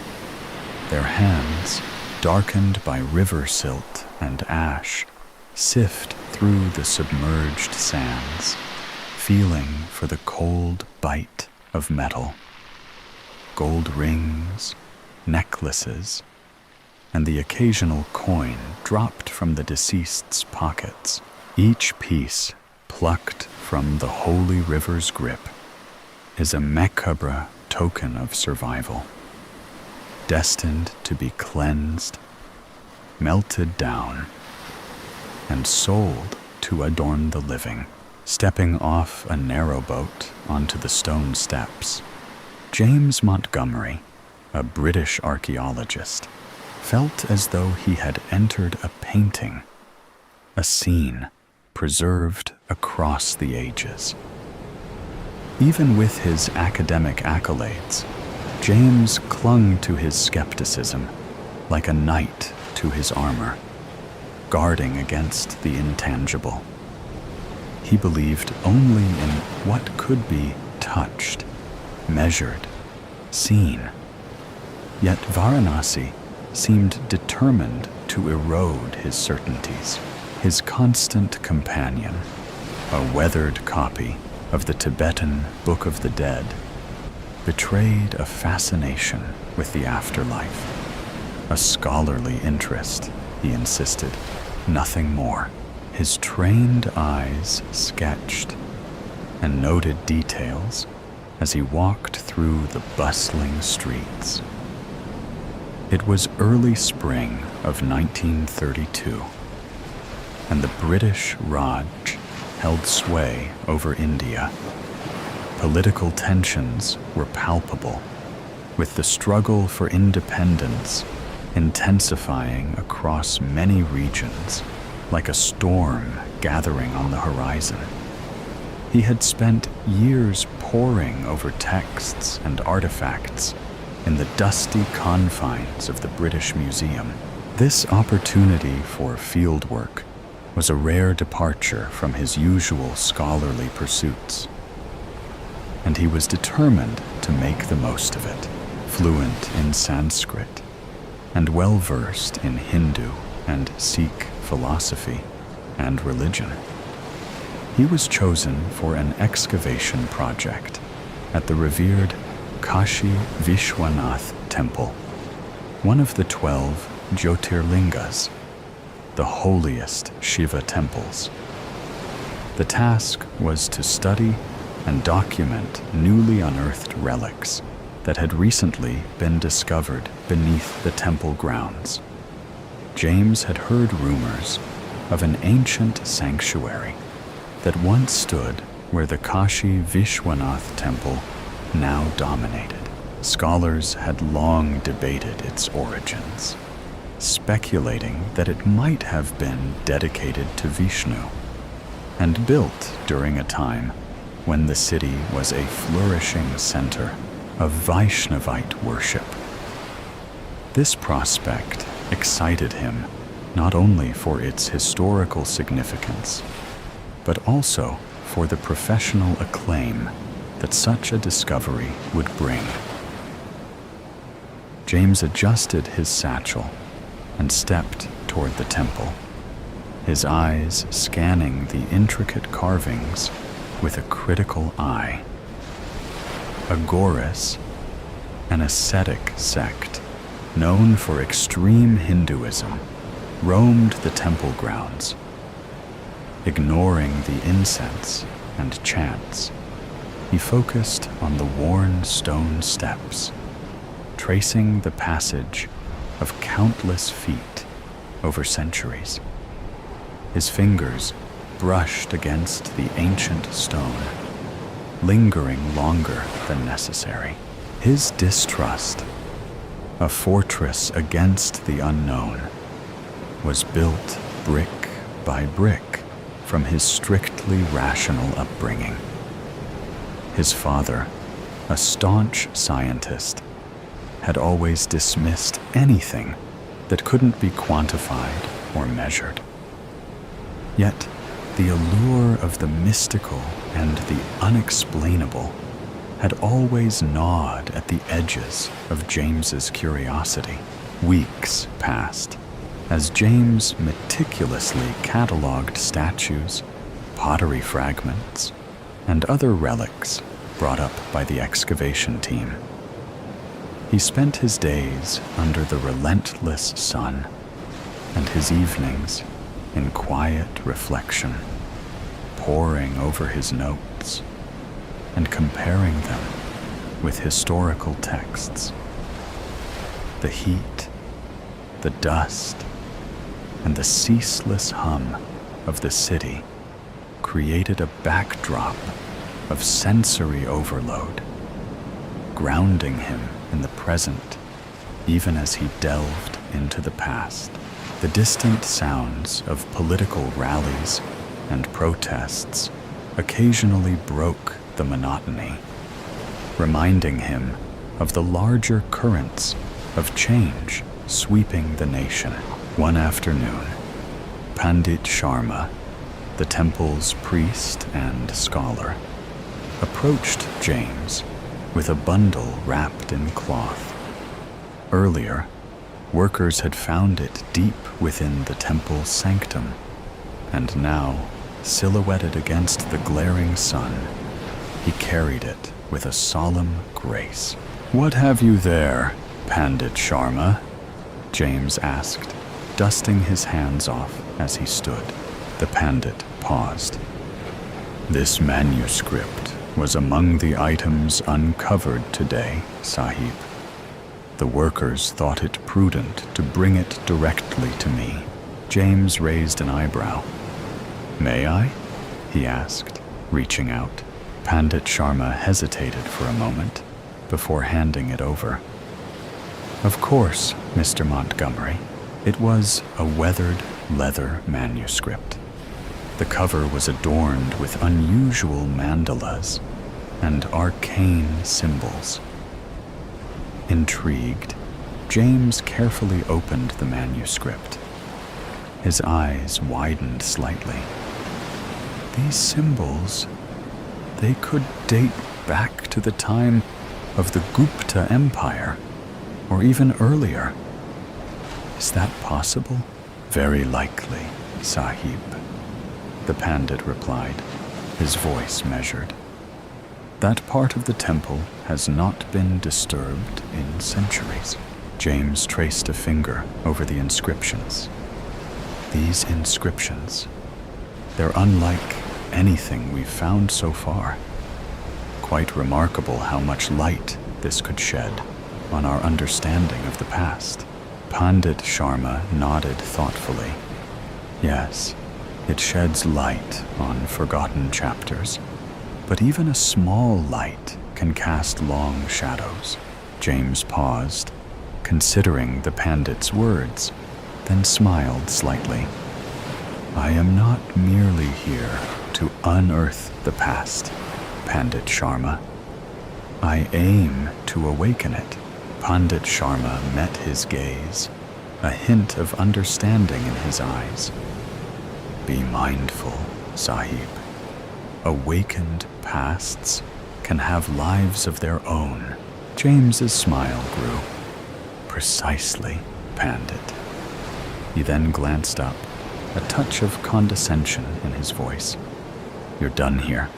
Thanks." With a slight nod, Pandit Sharma turned and walked away, leaving James alone with the manuscript. As James deciphered the text, his breath caught. The manuscript chronicled his life with chilling precision, like a mirror reflecting his deepest secrets. Determined to uncover the manuscript's origins, James carefully closed the ancient pages, and clutched it to his chest. He approached one of the workers from the excavation team, asking about the manuscript's origins. They confirmed it had been unearthed from a chamber beneath the temple, near an older sanctuary, possibly dedicated to Vishnu, the preserver of time and destiny. James couldn't believe his luck. This find suggested a time when Vaishnavism thrived in Varanasi, possibly before Shaivism took prominence. Archaeologists had searched for this temple for decades, and here it was, right under his feet. His professional hubris soared. He would be the one to unveil its mysteries. The excavation sparked heated debates among local authorities and religious figures. Many saw it as exploitative and desecrating sacred sites. Workers labored under brutal conditions, some collapsing from exhaustion, a few already dead. Precious relics were bound for Britain, trophies of conquest rather than cultural treasures. James saw how the British Raj thrived on deepening religious divides to maintain control. That night, he took the manuscript with him, its weight heavy in his bag. Stepping out of the temple, a sensation of being watched washed over him. He glanced around, but saw only the sleepy sun and the twinkle of distant torches. As James moved towards the exit, a nearly naked figure, covered in ashes, stepped into his path. The Aghori's unblinking eyes bored into his, like twin voids absorbing all light. Without a word, he briefly extended his hand, touching James's chest before drawing back. "The past is not a place you can escape," he murmured, his voice a low rasp. He then stepped aside, allowing James to continue. Other Aghoris stood like statues in the shade, their eyes fixed on him. He could feel their silent stares following him as he made his way home. Under the weak light of a lone bulb, James hunched over the ancient manuscript spread across the makeshift desk in his rented room near the Ghats. Night had fallen over Varanasi, a cloak of silence occasionally pierced by the distant clamor of street vendors closing shop. His eyes traced the faded Sanskrit inscribed on parchment. The air around him felt unnaturally still, as if the darkness outside was staring at him. As he read further, the words exposed his deepest fears of inadequacy and the recent failure of his marriage. It described the sudden illness and death of his childhood friend, an event that had haunted him for years. It recounted the tragic accident that claimed his sister, down to the exact date and circumstances. The text also revealed his deepest aspirations, to return to Britain as a celebrated scholar, juxtaposed with a chilling prediction that he would never leave India. The manuscript spoke of a future where his work would remain unfinished, his dreams unfulfilled. It knew his private regrets, the letters he wrote but never sent, and his secret fears of dying alone in a foreign land. One evening, a passage caught his eye, a prophecy marking a specific date, ominously close. It predicted a fire that would engulf the Manikarnika Ghat, where the bodies of the dead are cremated in ceaseless pyres. It detailed an ominous ritual involving a sacrifice, ashes, and flames. The description was hauntingly visceral. A growing sense of paranoia marked the days that followed.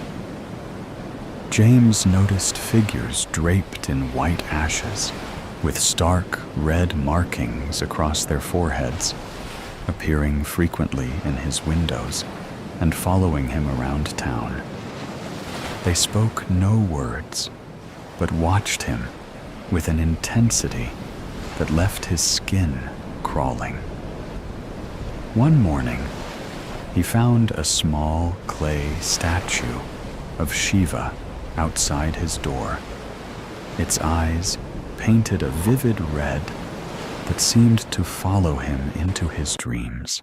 The Agoris seemed less like mere devotees and more like heralds of impending doom.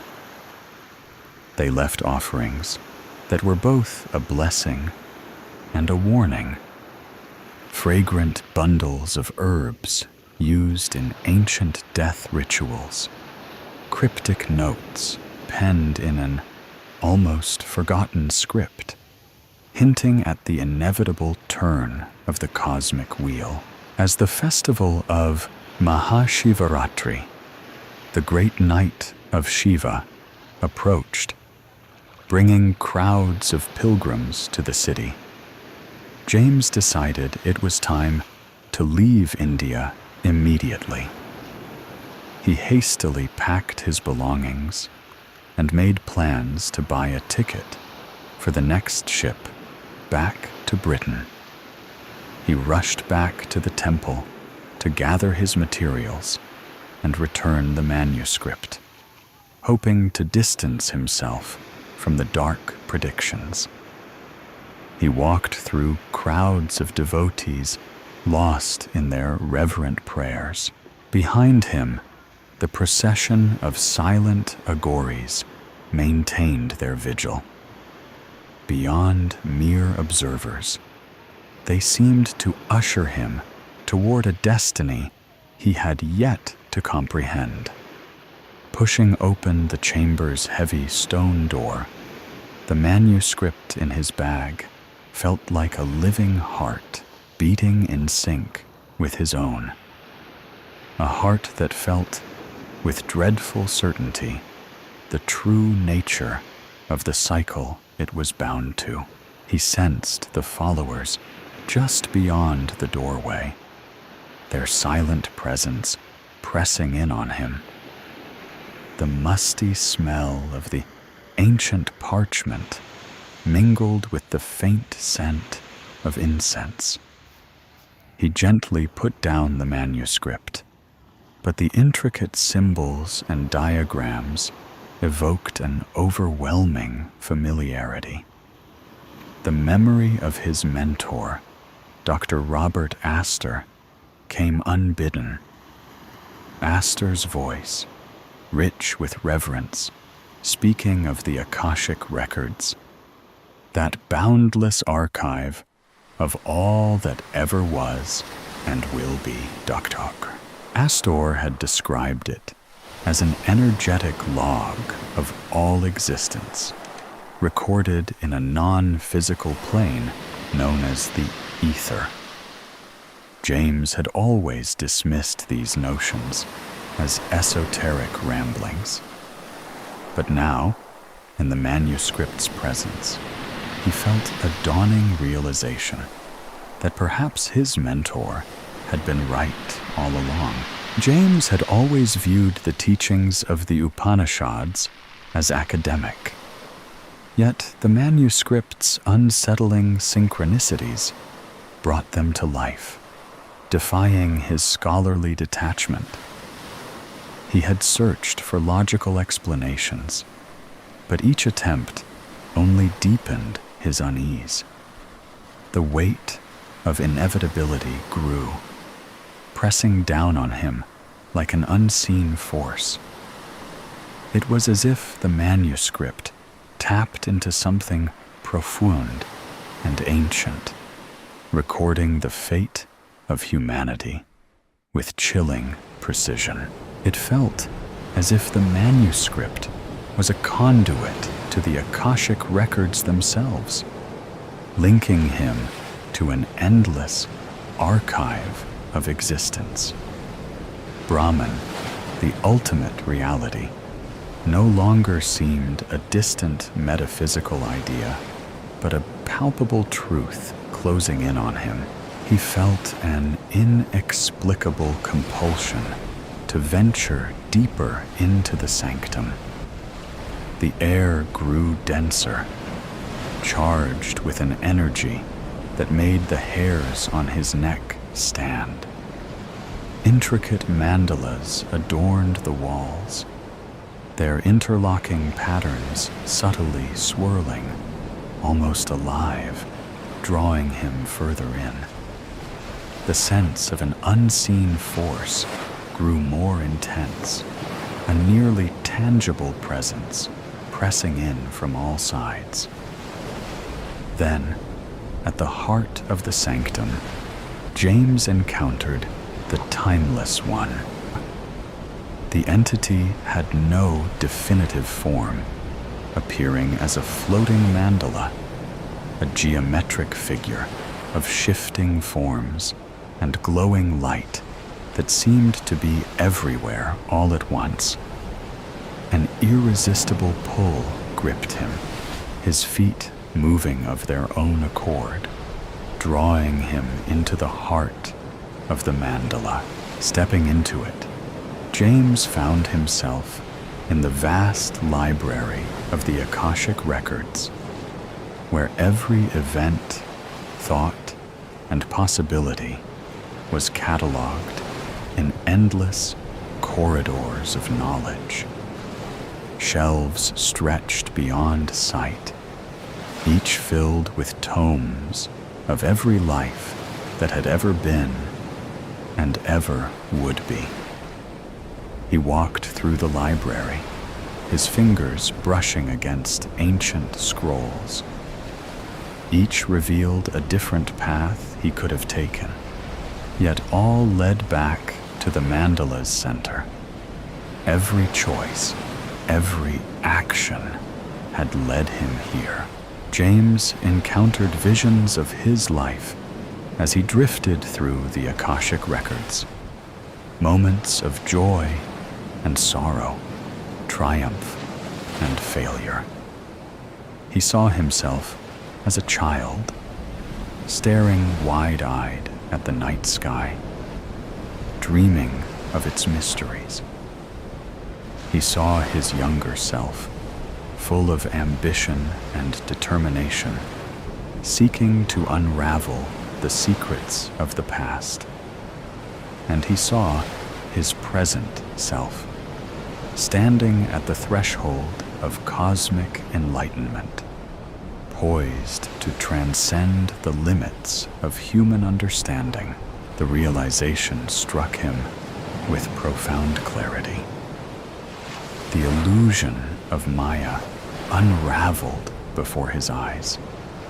James's lingering self, a fragile residue of his identity, resisted the truth.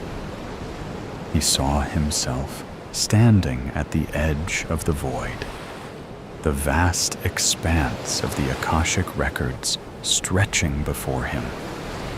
With a final, desperate act of surrender, he let go, allowing himself to fall into the mandala's center. The geometric patterns converged into a blinding point of light. And in that light, the true nature of the universe was revealed to James. The boundaries of his being faded away, replaced by the infinite expanse of the cosmic order. Enlightenment and terror walked hand in hand through his psyche as he became one with the eternal truths that had tormented him, stepping out of the shining temple, naked and transformed. Agoras waited outside, eyes filled with reverence. Their chants, a deep hum of Om Namah Shivaya, rose and fell like the tide. They approached, hands gentle but firm, painting his body with ashes in a sacred and surreal ritual. The manuscript's revelations had stripped him of his former self, exposing him to the timeless one. Shadows blinked under the torchlight, twisting into hideous forms. The Agoris' chants swelled, their voices merging into an ominous crescendo. The night pulsed with otherworldly energy. The streets, the river, the city itself seemed to writhe with their own life. The Agoris approached, their hands moving with ritualistic precision, smearing his skin with ashes. The chants grew louder, each note a harbinger of the horrors hidden within that ancient manuscript. The smell of burnt offerings clinging to the air, mingling with the earthy scent of the river. With eyes dark and impenetrable, the Agoris lifted him onto a makeshift bier. Their chants rose as they carried him through the narrow streets, the fire casting long shadows on ancient walls. The city watched in silence, as if holding its breath. The procession reached the ghats, where pyres crackled with an insatiable hunger. They laid him on the pyre, the wood rough against his skin. The flames licked at his skin like a searing pan. The Agoris surrounded him, their chants reaching a fevered pitch. He raised his arms and covered his eyes. The words of Krishna to Arjuna rose from the depths of his memory, carried by a voice that felt both his own and not. If the radiance of 1,000 suns were to burst at once into the sky, that would be like the splendor of the Mighty One, he intoned, the words slicing through the night. Now I am become death, the destroyer of worlds. The Agoris bowed, their chants rising to an otherworldly intensity, a tangible force pressing in from all sides. The inferno flared higher, casting grotesque silhouettes that danced and twisted in macabre patterns. As the pyre ignited, some Agoris stepped into the fire, their chants unwavering. One by one, their bodies were consumed in a final, fiery ritual. Others shared his roasted flesh in an act of utmost devotion. The night filled with the scent of burning flesh and sandalwood. The flames consumed him, the chants fading into a distant hum. The ghats of Varanasi glowed with an ethereal light, the river reflecting the divine dance. The night embraced him, the pyre's ashes mingling with the sacred waters. a tight-lipped witness to the eternal cycle, a woman of loose morals. Neha covered her head with the dupatta of her salwar kameez and wrapped it across her shoulder. She put on the oversized black sunglasses borrowed from her roommate, Kavya, who, along with the rest of the second-year students of Kasturba Medical College, was attending the first lecture of the day. Dr. Swami was one of the lenient professors, and students often got away with marking proxy attendance for their friends. As Neha checked the pen drive in her pocket for the 10th time, she prayed that Kavya would successfully mark her proxy attendance today. Her life depended on it. Leaving behind her Honda Activa parked in the hostel parking, Neha hailed an auto rickshaw 100 meters from the college gate. There could be CCTV cameras outside shops in the market where she was headed.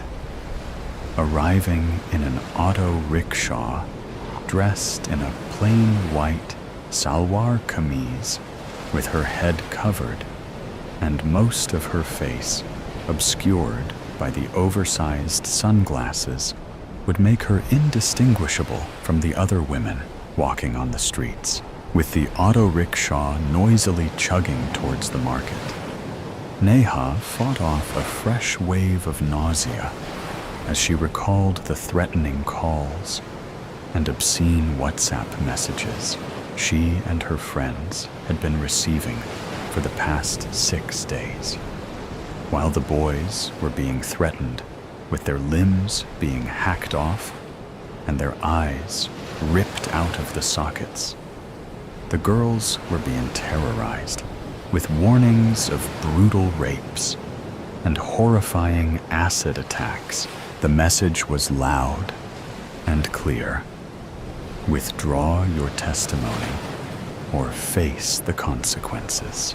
Due to fear of backlash and pressure from their families, 10 out of the 12 students had already withdrawn their testimonies, including the boys and girls who had been hospitalized.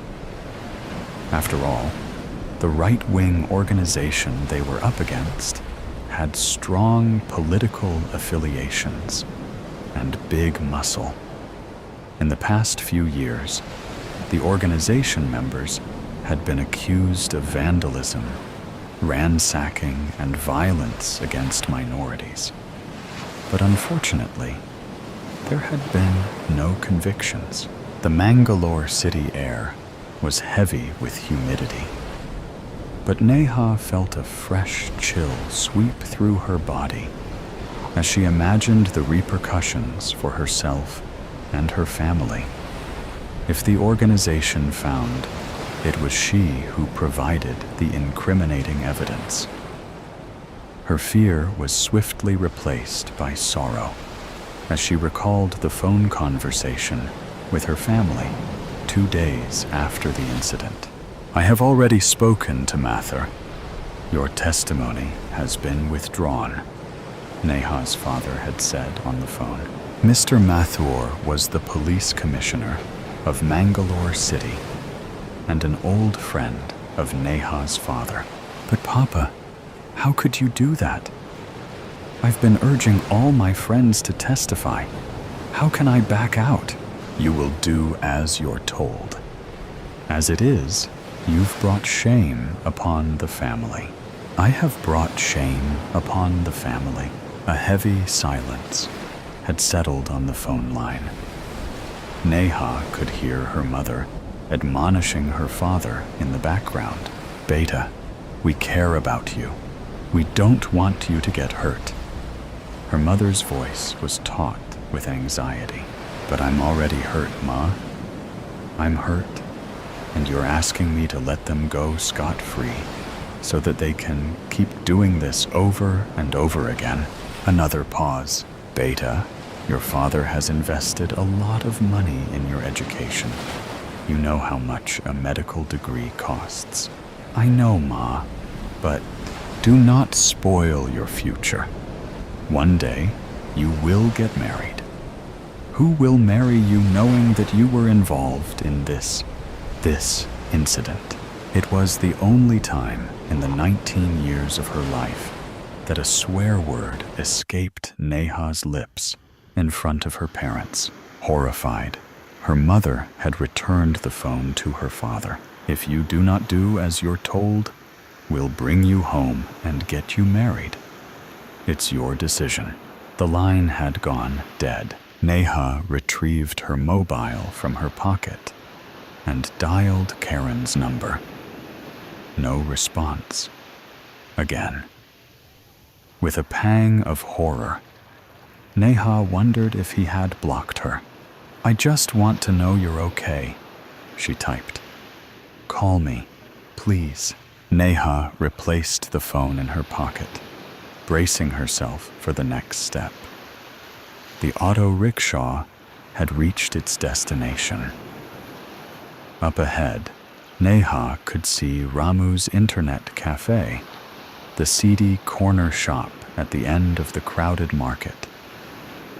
As Neha clutched the pen drive in her pocket and headed towards the internet cafe, all she could hear was the sound of her pounding heart.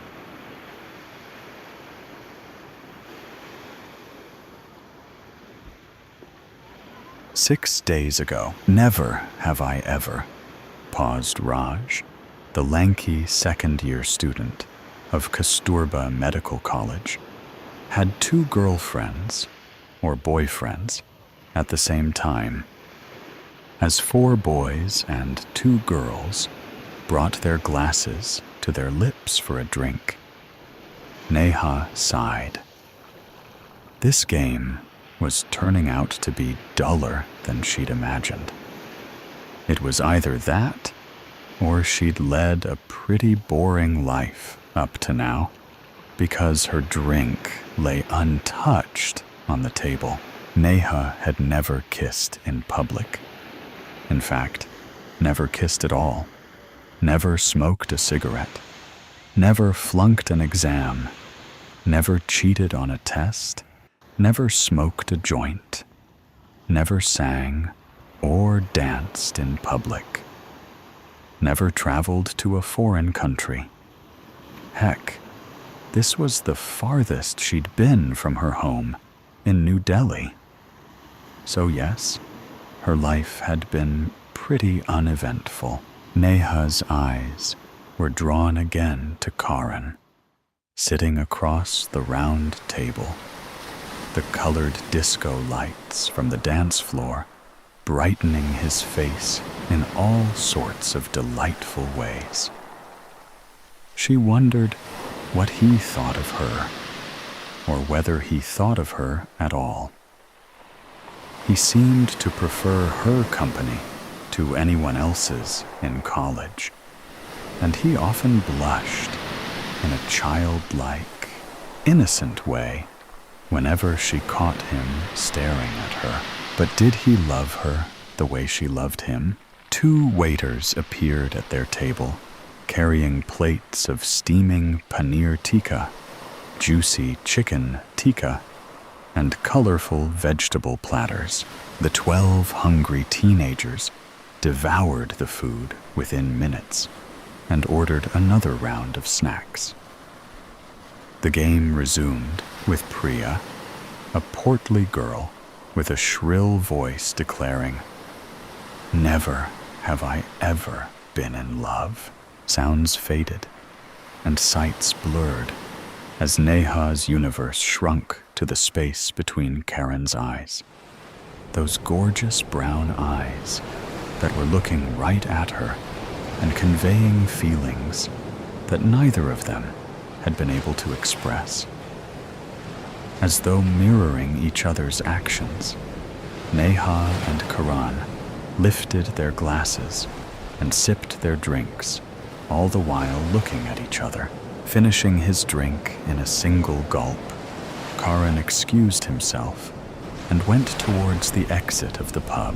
Taking a cue, Neha followed him outside, passing by a group of 30-something-year-olds with children's birthday caps balanced precariously on their heads, gyrating to Badshah's Abi to Party Shuru Hui Hai. The party has just begun. On the dance floor, Neha found Karan in the parking outside, leaning against his Maruti Swift, a lit cigarette in his hand. "All okay?" she asked, approaching him. "All good," he said, smiling. "So, are you enjoying your first party?" It was a running joke among her classmates that how Neha Kapoor, the supreme nerd, had artfully avoided all parties in the first year of college and focused solely on her studies, while the rest of her classmates had spent every weekend in a drunken stupor. "It's not so bad," she said. Karan chuckled. "It won't kill you to admit you're having a blast." The 3 drinks she'd had before they started playing the awful game dominated her senses. Neha wondered whether his lips had always been so full and red and juicy looking, or had she been blind the entire last year. Neha felt his hand on her arm, the pressure maddeningly exciting. His face was tantalizingly close to hers, and she could smell the cigarette on his breath. Wait a minute. Was he pushing her away? "You're drunk. Let's get you something to eat, shall we?" His voice seemed to be coming from away, and as Neha followed him inside, she realized with a pang of mortification that she'd just tried to kiss him, and he'd pushed her away. Neha cursed silently as she took her seat at the table, avoiding looking in the direction she'd been looking all evening. She nudged her friend Kavya, sitting next to her. "Meet me in the bathroom," she whispered. Kavya peered at her friend in the semi-darkness of the pub. "Is everything okay?" "Yeah, I just need to talk." Taking extreme care to look anywhere but at him, Neha ambled towards the bathroom, wishing she could disappear. She pushed open the door with the Queen of Hearts sign hanging on it and entered the empty ladies' bathroom. Roughly, she splashed some water on her face and gaped at her reflection in the mirror. 3 drinks, and she'd transformed into a girl who tried to kiss a boy in public, a boy who wasn't even her boyfriend. And the headache, oh, the mighty headache building up behind her eyes. She should have stopped at 1 drink. The whole party experience was so overrated. Neha wasn't sure she'd ever go to another party. What was that? Neha closed the tap and listened attentively. Somebody, a man, was yelling in the local language, and she couldn't understand a word. No, it was more than one man shouting. Loud, angry voices coming from just outside the bathroom door. The music stopped abruptly. The dance of the damned. The dimly lit bar exuded an aura of faded elegance, the soft glow of neon lights casting a surreal ambiance over the audience, who sat in hushed anticipation. As the spotlight flickered to life, illuminating the makeshift stage at one end of the room. The murmurs of conversation died down, replaced by an air of eager expectation. As the curtains slowly parted, revealing the expanse of the stage, a solitary figure stood poised at its center. The ballerina, with a grace that seemed to transcend the earthly realm. The ballerina came to life as the first notes of the music filled the air. Her movements were a symphony of fluidity and precision, each step a testament to years of tireless dedication and unwavering discipline. Like a delicate flower swaying in the breeze, she floated across the stage, her every motion a masterpiece. Her arms moved languidly, weaving a tale of love and longing with each sweep and arc. She beckoned the audience into her world with each movement, inviting them to share her emotions. Poised and elegant, the ballerina commanded the stage with a commanding and serene presence. Her posture was flawless, her form a study in perfect alignment. She seemed to defy gravity, soaring effortlessly through the air with divine grace. Her footwork was a marvel to behold, each step executed with exquisite precision and grace. From the delicate steps to the lightning-fast turns, her movements were a testament to the strength and agility of the human body. The audience watched in awe as she leaped and twirled across the stage, her every movement a testament to the power of the human spirit.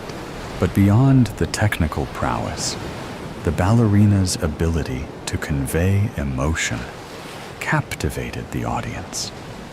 With each extension of her leg and each arch of her back, she imbued her performance with a depth of feeling that resonated with all who watched. From the depths of despair to the heights of ecstasy, her dance spoke to the universal human experience, transcending language and culture. The ballerina executed a series of mesmerizing turns that left the audience breathless. Spinning gracefully across the stage, she seemed to defy the laws of physics, her movements a blur of motion and light. But as the music swelled to its crescendo and the time for her final bow arrived, a sudden sense of unease settled over the bar. With a flourish, the ballerina prepared to take her bow, her movements graceful and poised.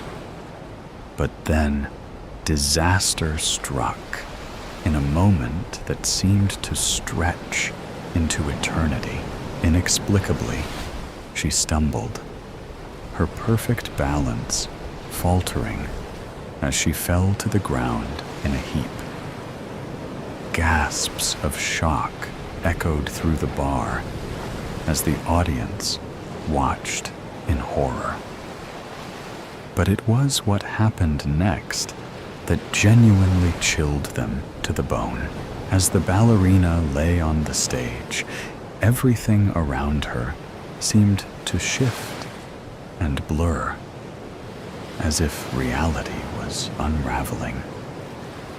The once vibrant colors of the stage faded to a dull, lifeless gray, and a sickening sense of dread hung heavy in the air. And then, From her wrists and ankles, blood began to flow, staining the stage crimson red. It pooled around her, a macabre tableau of horror and despair. With a sudden jerk, the ballerina rose to her feet, her movements jerky and unnatural. It was as if she were a marionette manipulated by unseen hands, her body moving in grotesque contortions that defied all logic and reason. The audience watched in stunned silence as the once graceful ballerina twisted and convulsed, her limbs bending at impossible angles. And then, with a horrifying realization, they understood what was happening. She was no longer in control of her own body. With each agonizing movement, it became clear that she was under control by some evil force, a dark presence that lurked unseen in the shadows. As she danced her final, nightmarish dance, the audience could only watch her twisted performance in helpless horror. They knew they were witnessing something more sinister than a dance. They saw the manifestation of pure, unadulterated evil, a force beyond comprehension that had seized control of the ballerina's soul. As the ballerina rose from the stage floor, her once graceful movements became grotesque spasms of pain and fear. With each jerky motion, her bones fractured and splintered, and the sickening sound of snapping echoed through the bar like a macabre symphony. Her limbs twisted at unnatural angles, each movement a torment of agony that etched lines of suffering onto her pale, sweat-drenched face. Her eyes, wide with terror, pleaded for release. Still, her mouth was closed by wire that had inexplicably wrapped around her lips, sealing them shut with cruel finality. Blood dripped from the small holes punctured by the wire, staining her pristine costume with crimson droplets.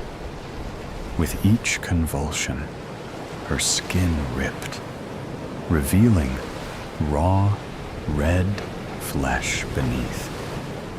The air was thick with the metallic scent of blood and the sickening stench of decay, a suffocating fog that enveloped the stage in a shroud of horror. The audience watched in horrified fascination as the ballerina's body contorted and twisted, her movements growing more frantic and erratic with each passing moment. It was as if she looked torn apart from the inside out, her very essence consumed by the dark forces that held her in their grasp.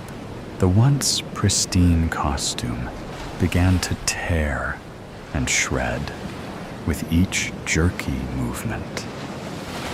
Fabric rents apart like paper, exposing swaths of pale, sweat-sickened skin beneath. The delicate tutu, once a symbol of elegance and grace, now hung in tatters around her hips, the shredded remnants barely clinging to her broken form. With each agonizing twist and contortion, more of her flesh lay bare to the horrified audience.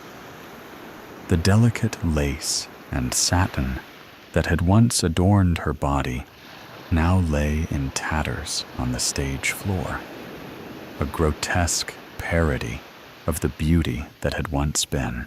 And as the last shreds of fabric fell away, the ballerina stood naked and exposed before the stunned onlookers.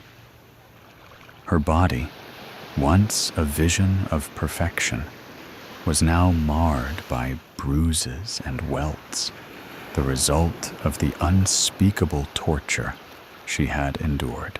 The audience, pinned to their chairs by a mixture of terror and morbid fascination, could only watch in horror as the ballerina's broken form was laid bare before them. There was nowhere to look and hide from the gruesome spectacle unfolding on stage.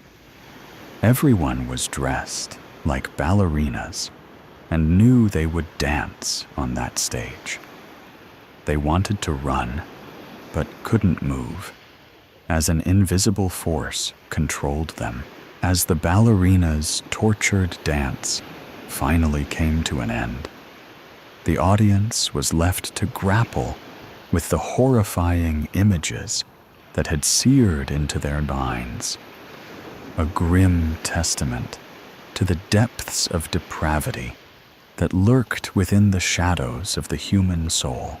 And then, with a final, gut-wrenching spasm, she collapsed to the ground in a heap of broken bones and shredded flesh. Her once beautiful form stood reduced to nothing more than a grotesque pile of meat and bone, a haunting reminder of the horrors that lurked beneath the surface of reality.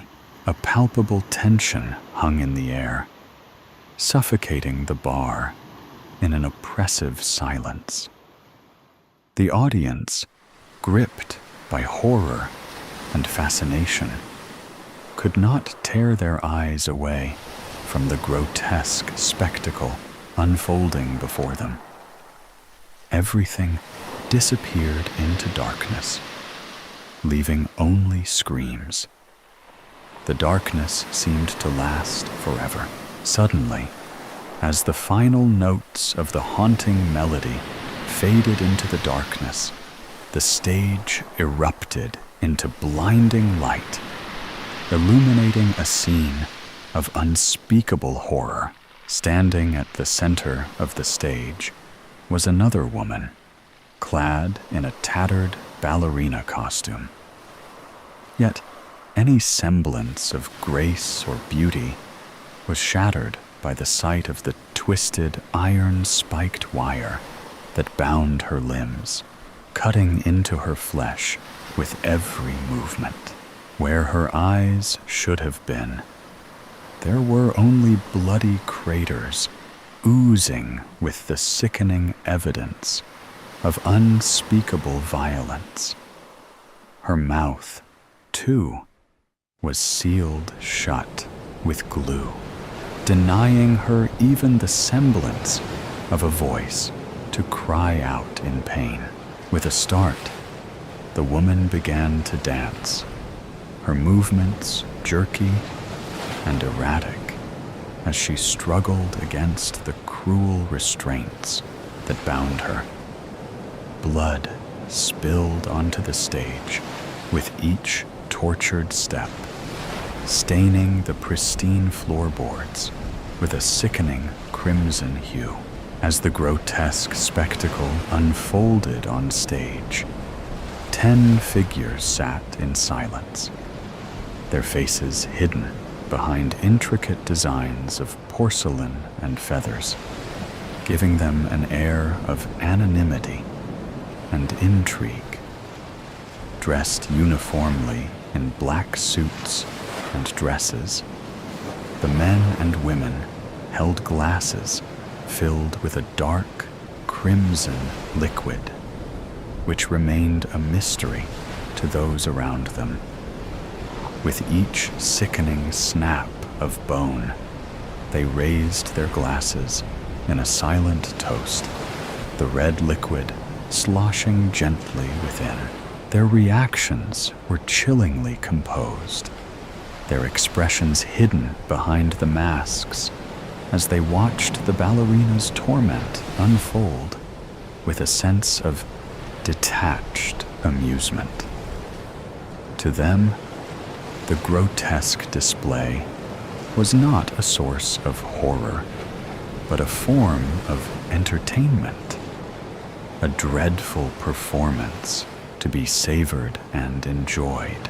And so, as the final horrific act played out on stage, and the ballerina's lifeless form lay crumpled on the ground, the figures rose from their seats in unison, their masks giving nothing away as they started to laugh. Blow Your Head Off. Caution. Based on true story. Contains gore. It's all fun and games until you blow your head off.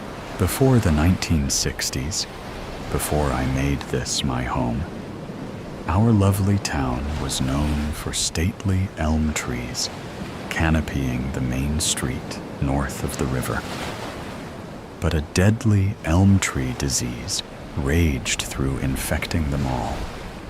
The ones not killed quickly succumbed to progress as the street was widened to 4 lanes instead of 2 for the thoroughfare through town. The Men's Garden Club decided to beautify the landscape by planting a few flowers. That project soon turned into lovely, bright pink petunias lining all the main highways in the city. When my dad took a job at the local mental health asylum before he moved the rest of us here, I remember him sending us a postcard showing the streets lined with petunias sweeping under the memorial arch, with the name of the town emblazoned upon it, another landmark of the town. When our family arrived, that was the first sight I saw of our new home. As the plantings increased, a petition was made to the state, and soon the community of 15,000 was dubbed the Petunia City. In a short time, an annual celebration was created to honor the designation, called the Petunia Festival, held around the 4th of July. The festival midway games and rides, along with arts and craft or car shows, bingo, and a beer garden with live bands, attracted huge crowds from all over. It even became renowned enough that a popular game show in the early 70s, The Dating Game, presented a trip to the Petunia Festival as the grand prize to the winning couple. Welcomed as dignitaries, the excited couple became the grand marshals of the parade that year. I'm sure the experience made a lasting impression on them. The party always ended with a spectacular fireworks display, locally provided by a certified trained family who volunteered their services. In my teenage years, in a town without a lot to do other than cruising Galena Avenue from Peoria Avenue to the south, to Lowell Park Road, to the north, back and forth, not counting stopping to sit at the courthouse corner to wave at other cruisers. The 4th of July Petunia Festival was the highlight of the summer. Lots of fun and games. Walking the midway hand in hand with someone special. Hawkers trying to get him to win you a prize. Stealing a kiss on top of the Ferris wheel, eating elephant ears and corn dogs, feeling nauseous after the spinning rides, participating in the talent contest, dancing to the music, watching the marching bands compete. In my very young motherhood years, it was a struggle to get all my children downtown, at least for the fireworks. This particular year stands out in my memory. My husband was a police officer on a small police force, overstressed as the population exploded on those few days. He was not available to help much with the family. We may have taken the little ones to Kids' Day for a short time to ride the kiddie rides. The carnival company often comped the force a few free coupons, and I may have gotten my younger sister to walk the few blocks from my parents' house to the parade route alongside me with the stroller and the other two in tow. What little ones don't love a parade? But for the fireworks, I was on my own. Anyway, I don't remember planning to go with anyone else. My high school sweetheart husband and I had 4 kids in 5 years back in the early 70s. I believe their ages at the time must have been 5, 4, 2, and I was expecting my bicentennial baby. Exactly why I thought it was even necessary to attend those sparklers on my own with all those babes. In my condition, I'll never know. The festival is held on the high school grounds along the river. A lovely setting for the fireworks, reflecting over the river. Trouble is, there aren't any parking lots close by, which means street parking wherever and however close you can get. The viewing is great if you can get to standing room only on the bridge. Otherwise, it is, well, up in the air. Hard to tell until the blossoms start exactly where you can see them from, due to trees blocking most displays. Over the years, one thinks they have it figured out. Then the organizers suddenly decide to change the venue. Starting point.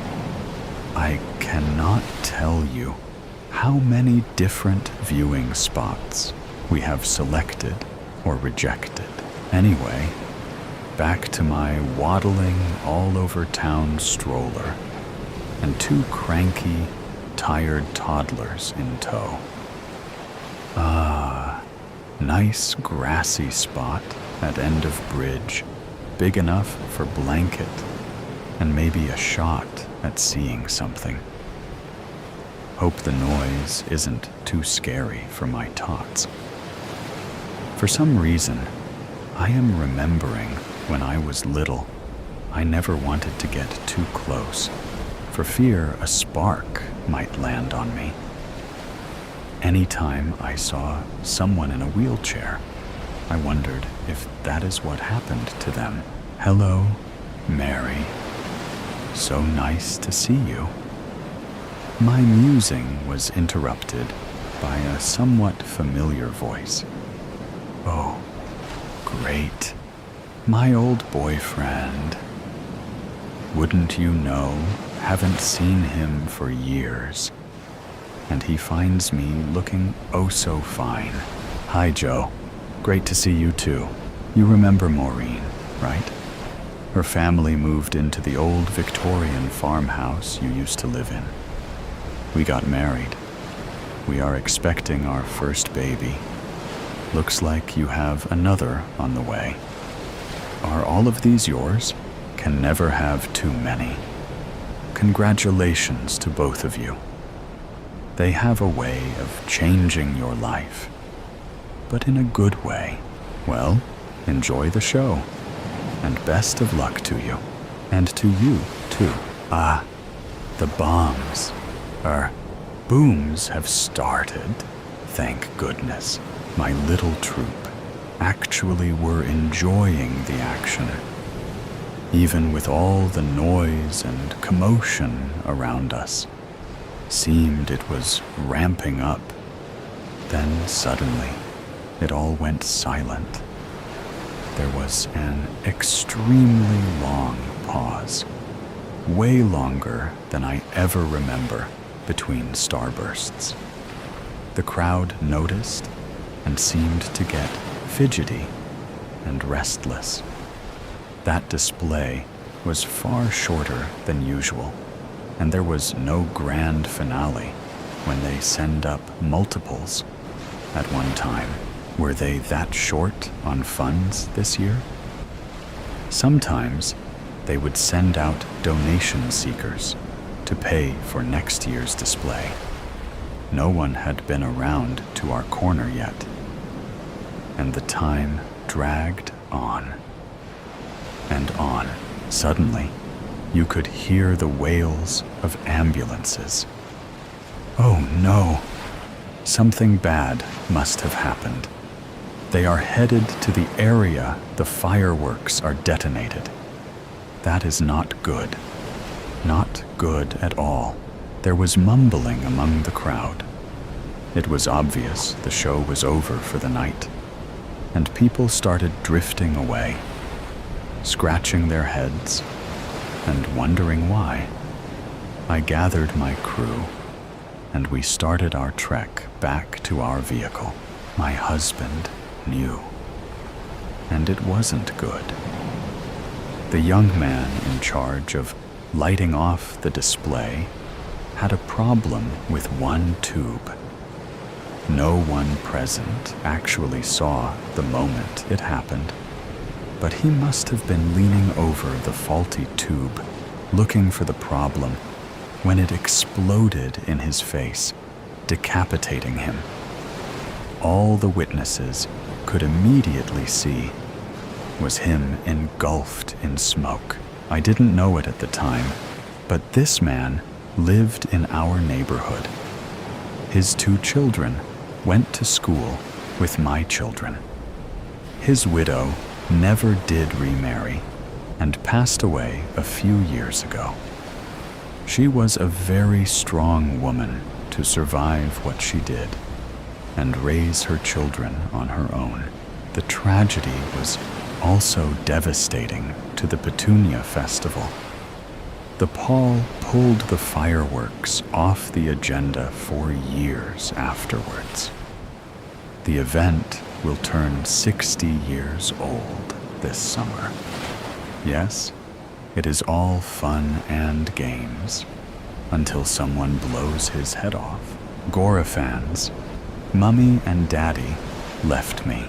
They went away and left me on my own in this scary place with sharp and spiky stones that stab my feet. I don't want to cry on this beach, if it is a beach, because the only sound is that of pebbles crunching beneath my toes, and my voice sounds weird, like an echo. There's nothing to see except the wispy gray fog that folds around me. It feels like I'm by the sea because of the stones and that disgusting, salty smell. But I can't hear any waves or people splashing. If it is the seaside, a boring seaside with a stony beach, I don't know how I got here. I remember being with Mummy and Daddy. We went for a picnic and stopped at the toy store. Daddy bought me a brand new cat plush, Miss Mittens.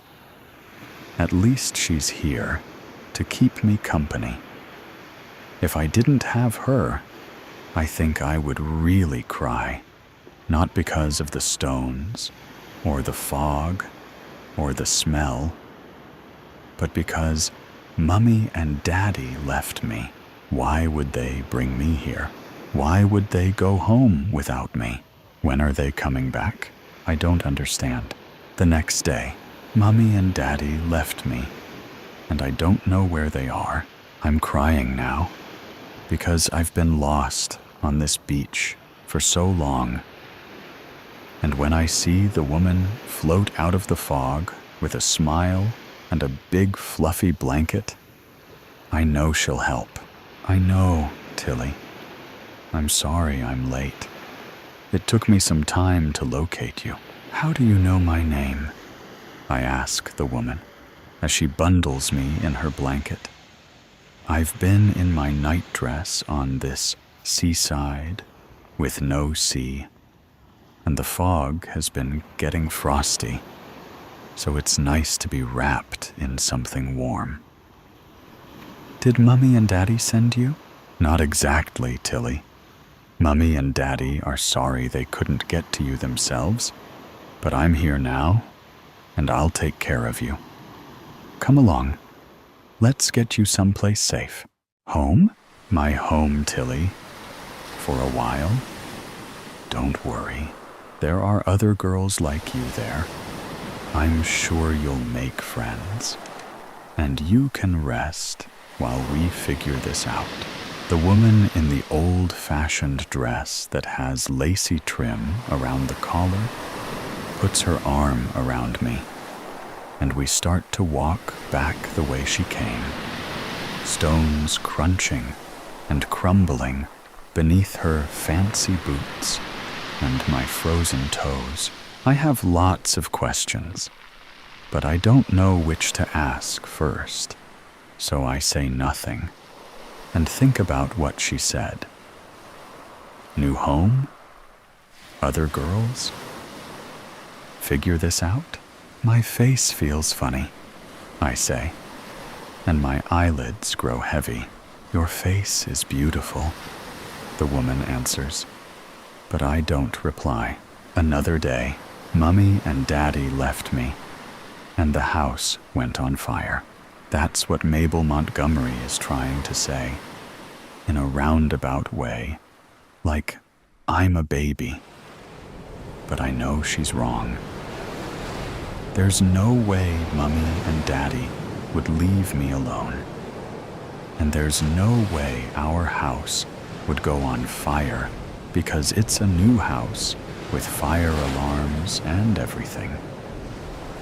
And there's no way I died because I'm sitting in an armchair in an office wearing a stiff blue dress that was laid out for me when I woke up, in a bed with tall posts and a lace canopy.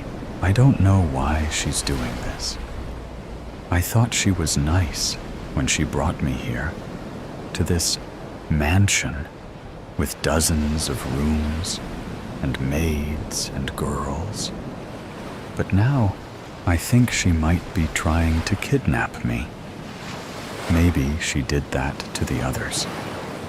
I haven't had a chance to talk to anyone yet, because I just got up today after sleeping for a really long time. But sleeping for a long time is not the same as dying.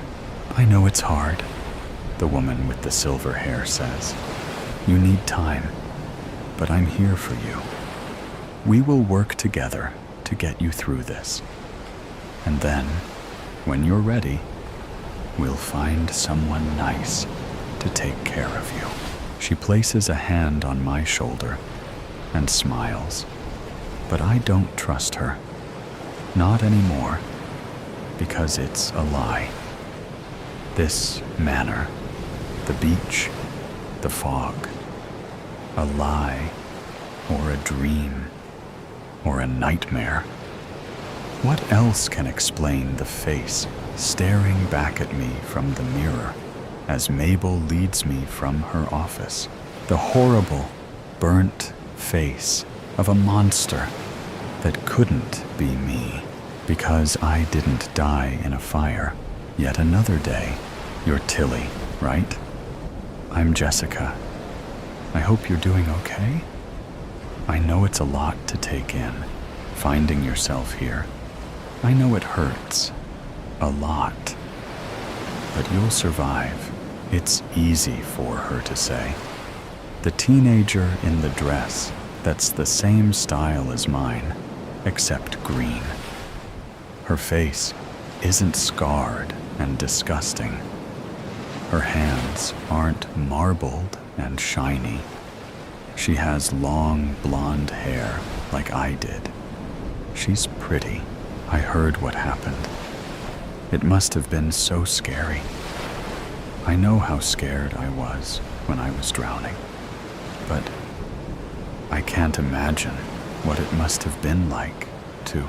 She tries to be brave and look at my face while she talks, but the look of pity in her eyes is worse than the look of disgust I see in others, and I hate it. I don't remember, all right? Can you go away? I want to be on my own. Sure. I just thought you might want to talk. I know it isn't easy coming to terms with things. We've all been through it. You'll see a lot of girls like you, keeping to themselves. You'll see girls with injuries and wounds they're not ready to let go of. You'll see others like me. But none of us had it easy. So take your time. It will get better, I promise. I said, leave me alone. I surprise myself by shouting. I hop up from the window seat, abandoning my view of the fog, and push the girl away before storming across the polished wooden floorboards and racing up the staircase to the bedrooms. Bedrooms occupied by girls, aged 6 to 18. Girls I don't want to talk to. Girls I can't even look at. Some of them have missing limbs. Some of them have cuts and horrible wounds. Some of them have holes. But the hardest ones to look at are the ones like Jessica, who look complete, like nothing happened, because my body is burnt and alive from a fire, and it's not fair. The 5th day, or more. Hey, I'm Carly. Seen you around, but figured you wouldn't want to talk yet. Enjoying Miss Mabel Montgomery's orphanage for late lamented lassies, or, as I call it, the gorphanage. If you're lonely, you can move in with me. I won't bug you about adapting, and I don't want to know your tragic past.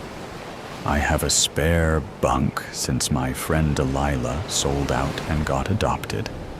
The traitor. I've seen this girl around too, sulking and being mean to the maids. She's another damaged girl, like me. She has a gash on her neck, one that seems to laugh as she speaks, and purple bruises on her legs and arms, which are visible because she isn't wearing a dress.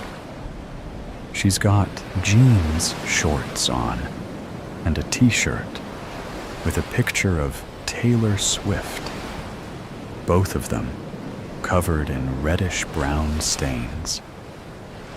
I guess that's what she was wearing when she got here. I wish I'd kept my night dress and hadn't sold out. Maybe, I reply, which is a surprise.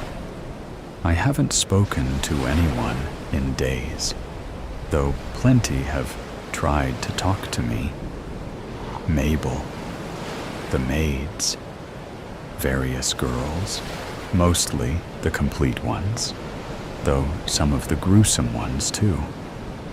I wasn't in the mood, but there's something about this freckle-faced girl with the ponytail and chipped front tooth that makes me feel comfortable. Have you been here long? Long enough to know how to get on Miss Mabel's tits and how to scare the shit out of the ghost mothers. Want to come to my room? We can hatch some devious plans. Carly is about my age, but she uses lots of grown-up words, and it makes me nervous, but also excited. I never had a friend like her, and she isn't looking at me funny like the others, even the ones with missing limbs. So I nod and smile for the first time in ages. Leaving my room, I look over the banister down into the foyer of the mansion. Miss Montgomery is there with Jessica, who hasn't spoken to me since I told her to go away. She's holding the hand of a person I haven't seen before, a tall, pale stick of a woman in a tweed outfit. Miss Montgomery opens the door, and wisps of fog sneak in as Jessica looks up and waves. I don't wave back. I see the skinny woman follow Jessica's gaze and gasp as her eyes fall on me. Shocked by my appearance, I stick my tongue out and waggle my hands alongside my crusty face, then hurry after Carly, avoiding Mabel's disappointed look. A later day, Mabel tells me Carly is a rebellious girl who's struggling to accept her own passing, so it would be better if I talked to someone else, so I can process and come to terms. Well, what if I don't want to process how my parents left me to die? What if I don't want to come to terms with being burnt alive and looking like a monster? Carly says, I don't have to. Carly says, I can wear my scars like a badge of honor. And if Mabel and her maids and the ghost mothers who come to replace the kids they left behind in the real world don't like it, then tough. Mothers who leave their children are the worst, even if they do it by dying. Why would I want a new mother anyway? A dead one? They don't care about me. They can't even look at me. Every time one visits, I see how they turn away from me and Carly, and Lucinda, and Selena, and Flair. Because we're ugly, burnt or cut, or missing important pieces. We're Gorefins, and nobody wants a Gorefin, even if they might say they do. Fake smiles, telling me I'm beautiful, telling me my soul is beautiful. I don't give a shit about my soul. I want my face. That's why it's fun when Carly tricks them, waits till they get close, then spurts a fountain of blood from the gash on her neck. So funny seeing them jump. That's why I let her teach me how to summon my own death echo, so I can scare the shit out of ghost mothers by bursting into flames.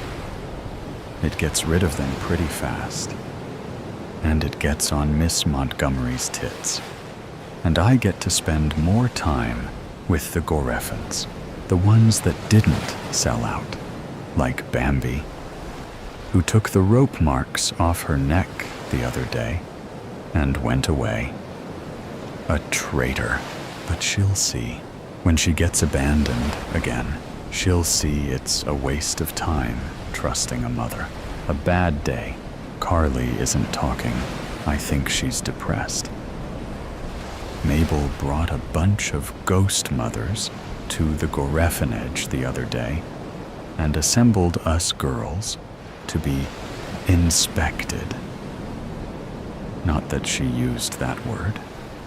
She said there had been an influx of parents to the beach due to a global pandemic, and it was an opportunity to place a few girls. But Carly said we were just being inspected, and of course, it was only girls with no obvious injuries who got adopted. Sure, a few mothers tried to talk to me and pretended they didn't notice my scars, but I knew they were just trying to make me feel better. Why would they pick me when they could have a complete? Why would they want a girl with a face like burnt toast? Carly lost it. After the 4th or 5th mother tried to hug her, she threw her head back and sprayed the biggest fountain of blood I've ever seen. It went everywhere, all over the mothers and the girls and Mabel and the maids and the floor. I didn't think it was ever going to stop. I couldn't stop laughing. Mabel had to send the mothers away, and that's when stupid Lila pushed Carly, telling her she was a selfish a-hole for ruining things for everyone else. How dare she? Why is it okay for completes to get adopted, but not Gorefins? That's not fair. I told Carly that, but she was upset and didn't want to talk. She went to the window seat to stare into the fog. She's been there for days, and I miss her. I'm lonely again. I hate it. I want to go home. The worst day. Carly's missing. Have you seen her? Carly is gone from the window seat. I checked everywhere. The kitchen, the pantry, Lucinda and Flair's rooms, the lounge. But I can't find her, and nobody knows where she is. So I burst into Mabel's office, even though I'm not supposed to when the door's shut. Mabel is behind her desk, talking to a woman and girl who have their backs to me. A woman in jeans and a jumper, and a girl with long brown hair in an ivory dress with lace trim. One of Mabel's dresses, though I haven't seen it before. Tilly, I'm busy. Can you go to your room and wait? I'll talk to you when I finish here. The way she says it makes me think she knows something. I hesitate because I want to know what it is now. But the mother starts to turn, and I don't want to be looked at with disgust, so I back out of the room. Until the girl in the ivory dress turns, and I recognize her freckles and chipped tooth. With her hair down, and without her wound, Carly looks like a different person. A nice girl. A pretty girl. Complete. Tilly, she says, slumping her shoulders. I'm sorry. I don't know what happened. I don't want to hear it. She's a sellout. A traitor. Like Delilah and Bambi and Selena. Another one who's going to leave me. And this time, I can't stop my tears. It was my time, and I slam the office door shut and run upstairs. Day, whatever. Mabel talks and talks, but I don't hear. Ghost mothers visit, but I stay in bed. Flair and Lucinda try to cheer me up with their death echoes. Flair pops off her head and juggles with it, while Lucinda pulls out her guts and ties them in the shape of a dog. I don't care. Mummy and Daddy left me. Carly left me. Even Miss Mittens disappeared. Why does nobody want me? Why do I exist? I want to die, but I'm already dead. I'm dead. I am dead. A much later day. No, I don't want to stay here. I want to go home. Miss Montgomery's door slams back against the wall, startling me from my fog watching and bringing my eyes to the 6 or 7-year-old girl who runs from the office to the large double doors of the manor. I want my mom. Let me out. 2 maids intercept the girl, whose long blonde hair is bloody and matted around a hole in her head that shows her brain, whose dungarees and shirt are torn and stained. Go away. Don't touch me. Mabel is in her doorway, arms crossed, watching. Just another day at the office. Where's my mom? What did you do to her? The girl lashes out and knocks a vase off a tall wooden table. Leave me alone. The girl pushes a maid away roughly. Where's my mom? I want her. The girl escapes the second maid, not looking where she's going, runs into me before I can step aside. She looks up, angry, spittle flying from her lips. When she sees I'm just a girl, her expression changes. Have you seen my mom? Do you live here? Fear on her face now, terror in her eyes. Temporarily, I reply, and drop down on one knee. It's a place to be, while we wait. For what? To go home? Sort of. What's your name? Alice. Okay, Alice. I know you're confused, and it will be hard for you to understand why you're here, but it's a safe place. It's okay to be angry, but you can make friends, and those friends will help you come to terms with shut up, the fear gone, the anger back. She thinks I'm another of them because I sound like Mabel. Mom, where are you? She breaks away from me, runs to the staircase and up. The other girls standing at the top, drawn by the commotion. She sees Lucinda and Rebecca with her face of glass shards and screams, drops to the floor, covers her head. A maid secures her, bundles her up, and carries her crying the rest of the way to a room. A bed, a dress. I realize Alice looked me in the eye when I was talking. She didn't flinch or try to get away. I stand and take a step to a wall-mounted mirror. There, staring back at me, is Tilly. Scars remain, but not as monstrous as before. My arms and hands remain pink and shiny, but I recognize myself. In the reflection, Mabel smiles as she closes her door. I still have a long way to go, but maybe, like Jessica said, I will survive, and so will Alice. Tallow. I spotted the village from the train window. It emerged from gray fields, its houses crooked upon the short slope of a hillside. Tallow, that was its name, possessed a certain genius, as if it longed to be forgotten. A manor, with its many wings and porticos, loomed over the houses from the hill's peak. There were few signs of life when I exited the train.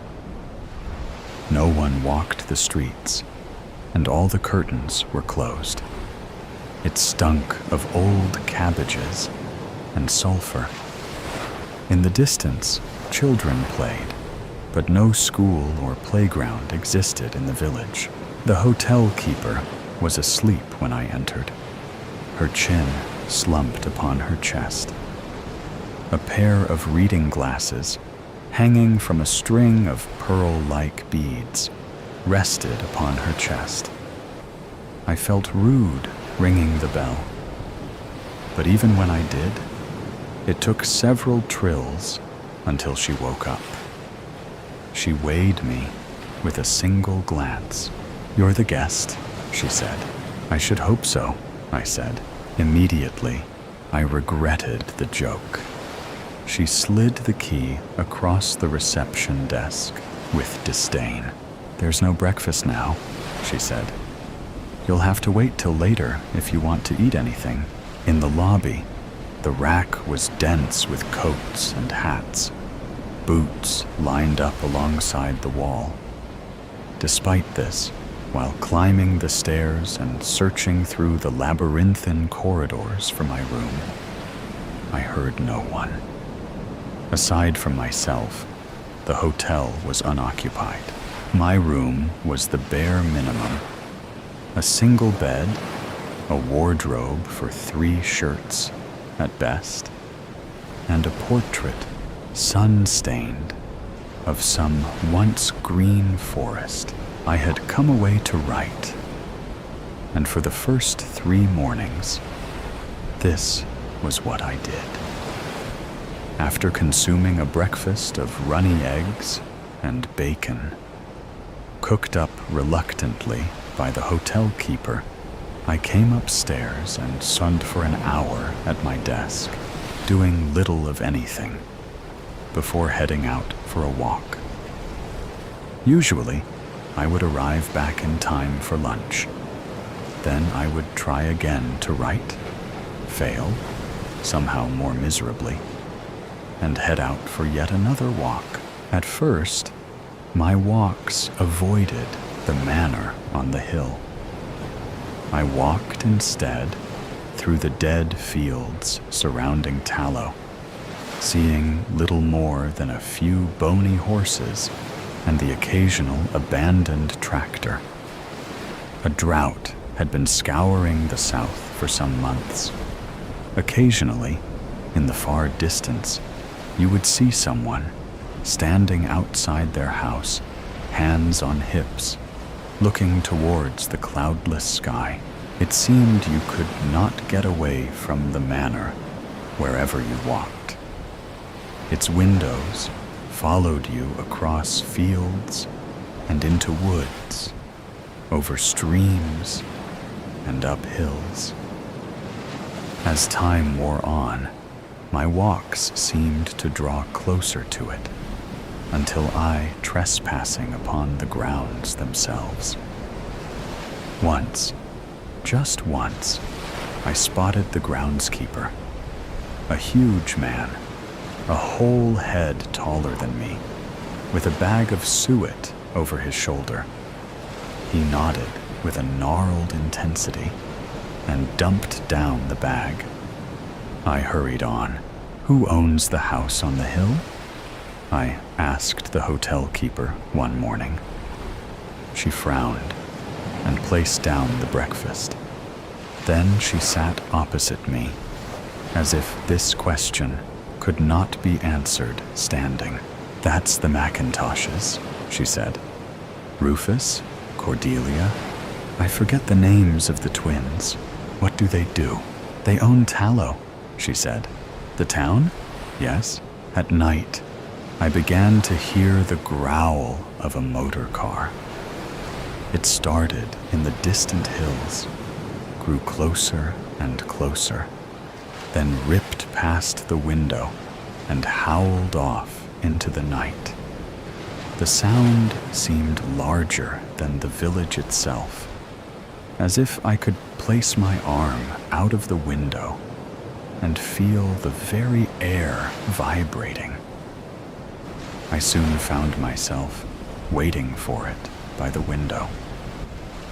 I finally spotted the car on the fourth night, its headlights beaming down through the country lanes like twin stars before illuminating the village in sheer white light. It sped past, a dark green beetle of a car, its hood down, and its driver guiding it confidently, almost arrogantly, with a single hand, his other splayed across the passenger seat. "Who was that?" I asked the hotel keeper after returning from my walk the next day. "Rufus," she said, and shook her head as if I should know this by now. "He's in one of those moods." The hotel possessed a single cramped bar, really no more than a cupboard stocked with alcohol. The hotel keeper would stand in there, usually, from 3 until 5, and then again from 7 until 9. I came in from my walk, and for once, she was not alone. A voice, filled with the hearty opulence of the British countryside, filled the room. "A guest," it said. "My boy, come into the light. Let's get a look at you. We haven't seen a guest in years." The voice belonged to a man sitting before a glass of whiskey. He smiled broadly, revealing graying gums and a vast set of crooked, yellowing teeth. He had on a tweed waistcoat, its top sprinkled with dandruff. Almost immediately, I did not want to be in his company. "What brings you to Tallow?" he said. "I came to write," I said. I hated that I said this, but something about his manner meant I could not lie. "Excellent," he said. "Most excellent. You will return to the city with many splendid poems detailing our beautiful town, its beautiful countryside, its..." I waited, but he said no more. "Certainly," I said at last. He smiled, clenching his teeth together so that they may be admired. "I won't detain you long," he said. "The muse calleth, the blank page beckon. All of that. Thank you," I said, and turned to go. He held up a finger. "There is one more thing, if I can say, and this will be awfully forward of me. But you look to have the most wonderfully soft hands. It would be a pleasure to me if I could touch them." I remained in the doorway. "Come on," he said. "Come closer."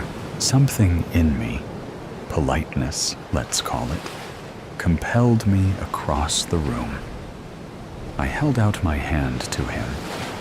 He took a sip of whiskey and placed the glass meaningfully down. Then he leaned close to inspect my hands. The dim lights shone upon his moist lips.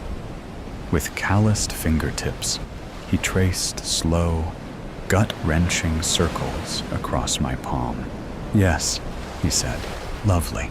He pushed my hand back towards me, as if returning it. "Thank you," he said, and he gave me one last awful look at his teeth to remember him.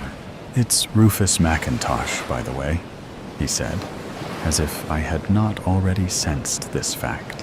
In my room, I ran my hand under hot water and scrubbed it with soap until it began to ache. No matter how long I worked for, I could not seem to get it clean. I noticed on the doorsteps of the village a set of tawny, whittled dolls. Many wore dresses or waistcoats. I expected the children of the village, who, still, I could hear playing in the distance, would steal these dolls. But that did not appear to occur. At the hotel, the keepers had a tiny straw bonnet, which she adjusted so it sat askew on the doll's head. A day after I met Rufus McIntosh in the hotel bar, I discovered a crow outside of my door. Dead, obviously, with both wings removed and crammed into a shoebox. The scent of rotting flesh had penetrated my room while I wrote. When I finally stepped outside, the stench overwhelmed me, and I hurled my guts into the toilet bowl. Downstairs, when I had finally gathered myself, I told the hotel keeper about the bird I had found. I tossed the shoebox onto the counter. She eyed it with a certain melancholy. "That can't be helped," she said. "Can't be helped? What do you mean, it can't be helped?" "It's just part of it." "Part of what?" "Tallow." She took the shoebox and placed it under the desk. She sighed. "I suppose you'll be wanting a discount." Nothing I wrote seemed to stick. If I wrote a sentence in the morning, I would return in the afternoon and find the words jumbled.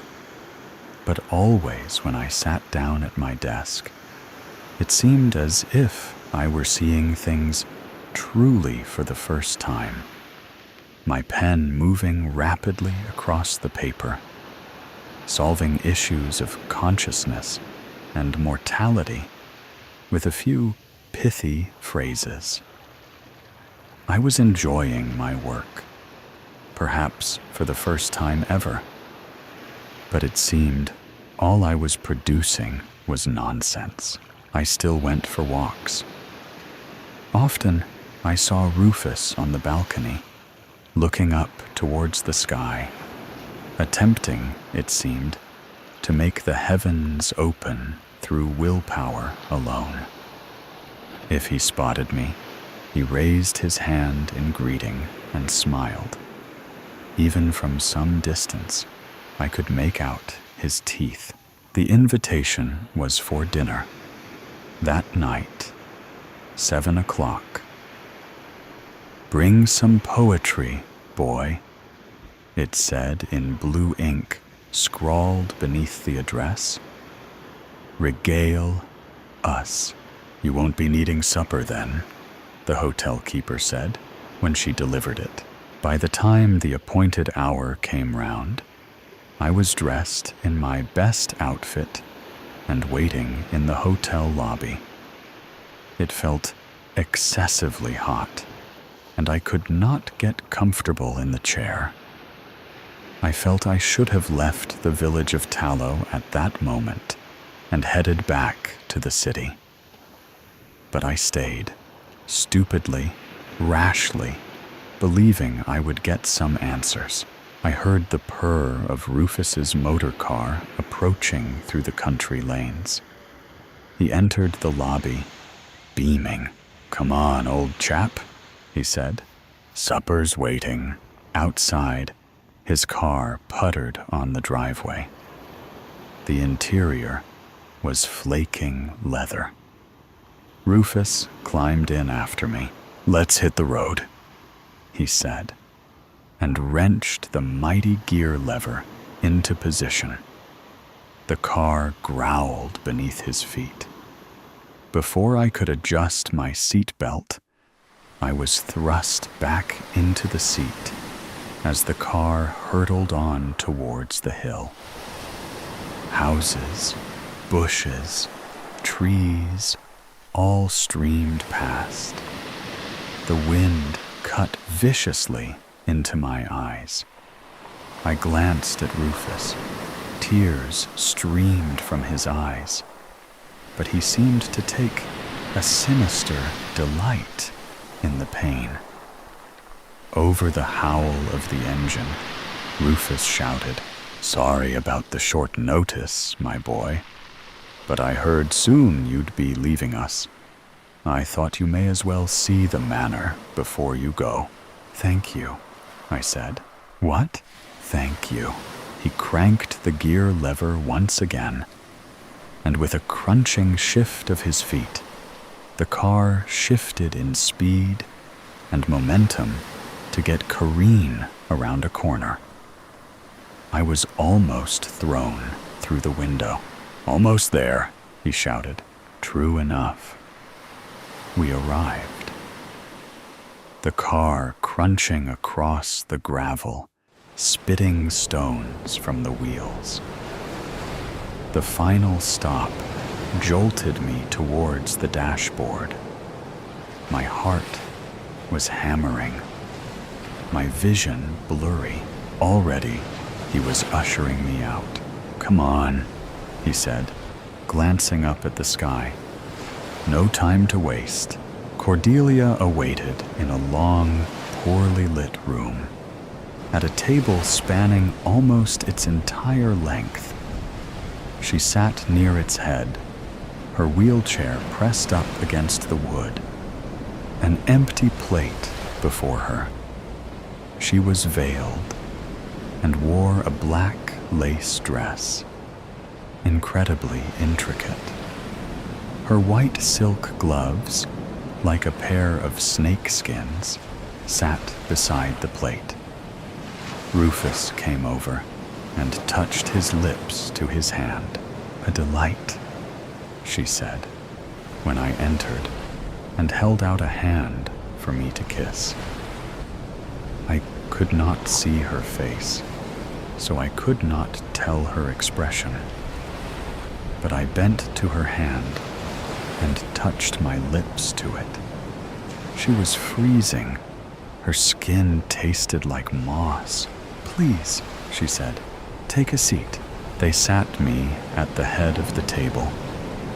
When the first course arrived, toast with pâté, they paused, both of them, to see how I would eat it. After I began scraping the paste across the toast, they shared a look, as if to confirm something. And then they too began spreading pâté upon their toast.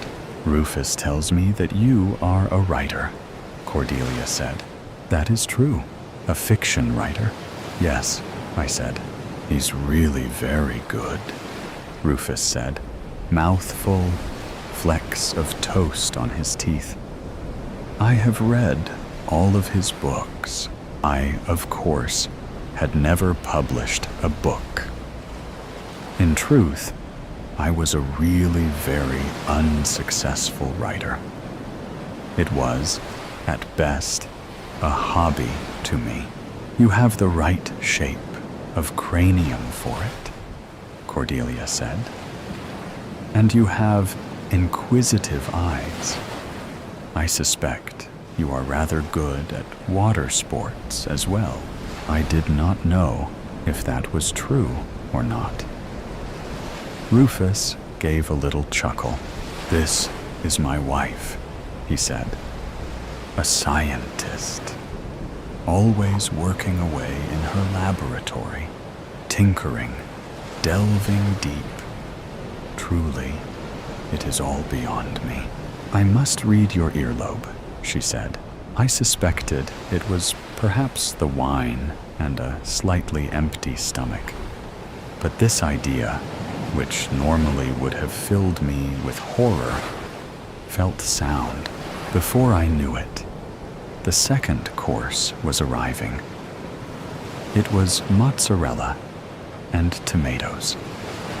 But the tomatoes were unripe. and gave way with soggy ease. When I ate them, I am too polite. They had already turned tart. The mozzarella I dared not touch. This did not stop the Macintoshes devouring their meal, though. They ate as if they had been starving for days, often foregoing their knives and forks and using their hands to push the food into their mouths. Come the end of the course, Rufus had tomato juice down his chin, and the hands of Cordelia were spotted with food. "Your earlobe?" Cordelia said, tapping on the table. "I wish to inspect it. My apologies," Rufus said. "I suspect this is all a ruse. I told her you had the most perfectly soft hands."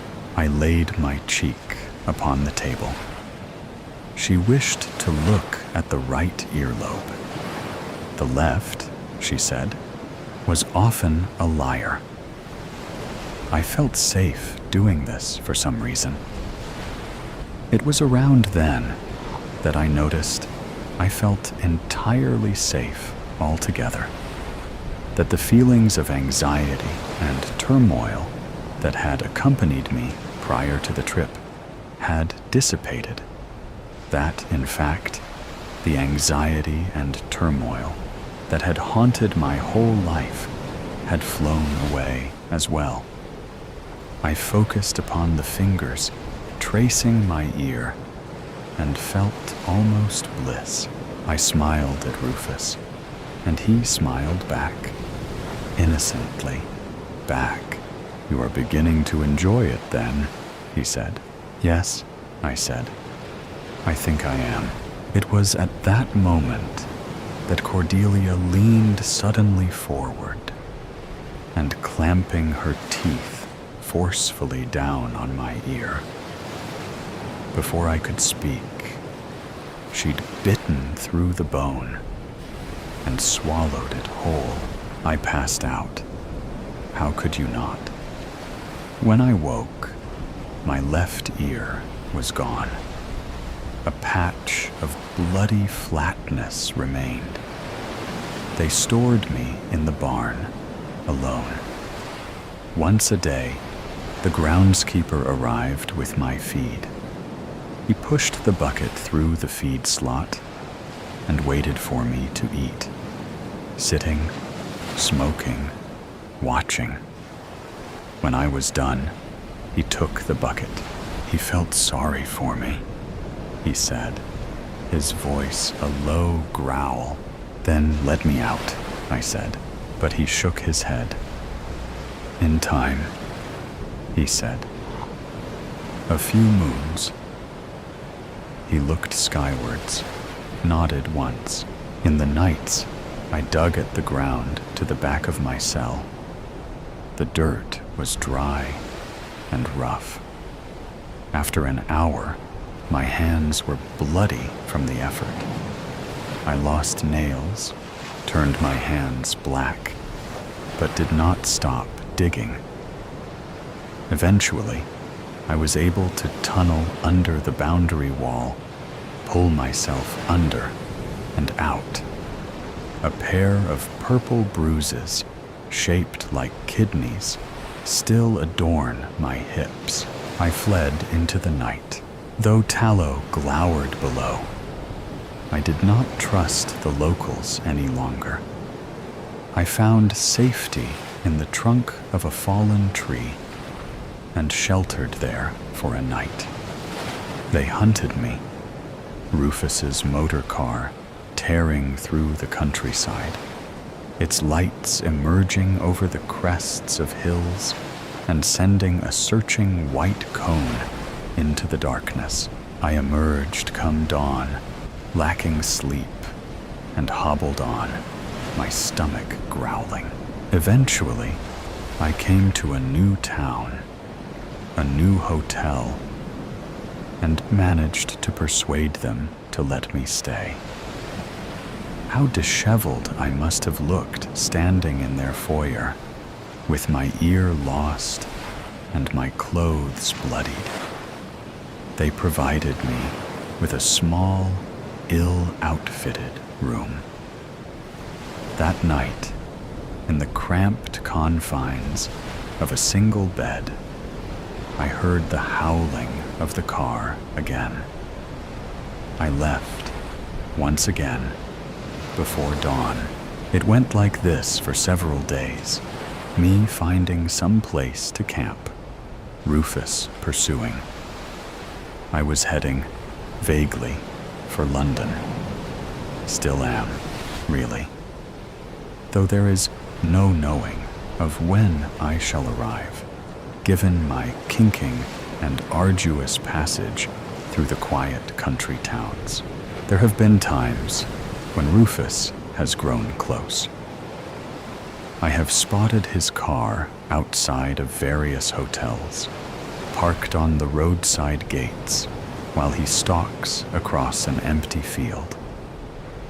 I know, inevitably, he will catch me. When, however, is undetermined. Despite this, every night, I dream of tallow. Not nightmares, but a kind of strange nostalgic reverie. I wonder if there is a part of me that wishes to be caught. Perhaps there is that part in all of us. Perhaps that is why, an hour or so before bed, I unlatch the window and leave it open. Just a crack, just an inch, so that while I sleep, anyone may enter. Tennies, time of contact, 15:05:01, impact force, 6,000 newtons, serve speed, 135 petras, distance traveled, 25.5 meter, angle, 60 degrees to horizontal, velocity, 82 s, required service. Return response, 10 paces, left moving forward, 30 degrees, commence swing at 15,503. Apply 5,500 newtons of pressure in a topspin forehand shot with an upward trajectory of 35 degrees to the horizontal. That's what the voice of the AI vocoder instructs inside me head for the umpteenth time this session. And who am I to argue? It's not like I'm important. Not like I was ever a champ, much as I came close. Nah, I'm just a chump, now more than ever, prancing around the ryegrass on me hydraulic legs, returning the volleys of the hottest new prodigy on the block, tailor-made to appeal to Gen Xer. In today's case, in this exhibition matches case, in this latest exercise in humiliation of a former tennis pro, now referred to as a legacy player, but nevertheless expected to lie down and be shamed by an AI-driven, Tekla-encased wunderkind designed for clicks and likes. Me opponent is a silver-plated female with a digital display for a face that portrays fluttering anime eyes and a head of artificial dreadlocks. Silver sequined tennis dress that just about covers a polished butt. Pink Bandita's solar-powered shoes that transfer energy into speed through soul-based combustion. Soul-based. Cause that's the only soul that robot has. The only soul this game has anymore. Since AI took over in the 50s, machines became the players du jour, and humans abandoned the game 'cause they couldn't compete. Well, the smart ones did. The ones who didn't sell out. The losers still chasing that win. The stubborn didn't know what else to do with their lives after tennis, morons like me. And now I'm here in Wimbledon, facing off against 10NIS Inc.'s latest creation. The embarrassingly named, I don't want to say it, don't even want to think it, but I can't help it, 'cause it's painted in chrome letters on her arm, and she screams it every time I throw a point. Tennis, 10, ice, get it? Like Denise, but with cause. Yeah, that's the best one of the biggest promoters in modern day sport, or neural integrated sport, as they call it, could come up with. Anyway, here I am, fulfilling an obligation of the ill-advised contract I entered into when 10NIS didn't want to sponsor me for tournaments anymore, pretending I'm here for a comeback, the fourth this year if anyone's counting, while in actual fact here to make tennis famous. Jesus. I still can't believe someone thought tennis was a clever idea. And it took them 8 years to come up with it. But if it keeps the fans following the sport, if it keeps the heart of tennis beating long after badminton and golf and frickin' darts have breathed their last, that's the important thing, right? Physical sports for humans have been going the way of the chariot race for decades thanks to VR. And nobody cares, except to those of us who have it in our DNA. And all we had to do to keep playing was mutilate our bodies with mechanical limbs and armor plates. 1010 controlled neural uplinks, computerized smart eyes, and carbide jaws, fiberglass ribs, atomic-powered hearts, and a willingness to do what we're told. Simple, right? What self-respecting tennis pro wouldn't want to go that extra mile to keep competing? And competing I am, if you can call it that. So as the vocoder says, 10 paces forward at 30 degrees, swing at 1503, 5,500 newtons of pressure in a topspin forehand shot with a trajectory of 35 degrees it is. And there's the contact. And there's the return at a whopping 104. And there's Tenise, moving to intercept in line with guidance from her interface. Dreadlocks whipping, skirt lifting, metal ass glinting in the sun, while her polymer crystal-based titties jut out in front like guided rockets. Of course, she moves perfectly to return the shot. The inbuilt speaker where her mouth should be screeching another tirade. Think you're gonna cease Tenise's piece? Try again, stinky. Old has-been McEnroe. It's McEnroe. Fuck's sake. If that bitch says McEnroe one more time, I swear to Christ, I'll thwack. Tenise swings and volleys. You'll what, Mike? Pull a stunt like your namesake from last century? I don't think so, says Nora, me manager.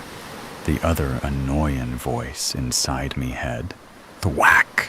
I follow instructions and lob the ball back. Oh, and did you forget about matching the speed of Tenise's shots? You're 5 in a 3 by faster than her. Stick to the playbook. Thwack! Tenise with some digital gruntin'.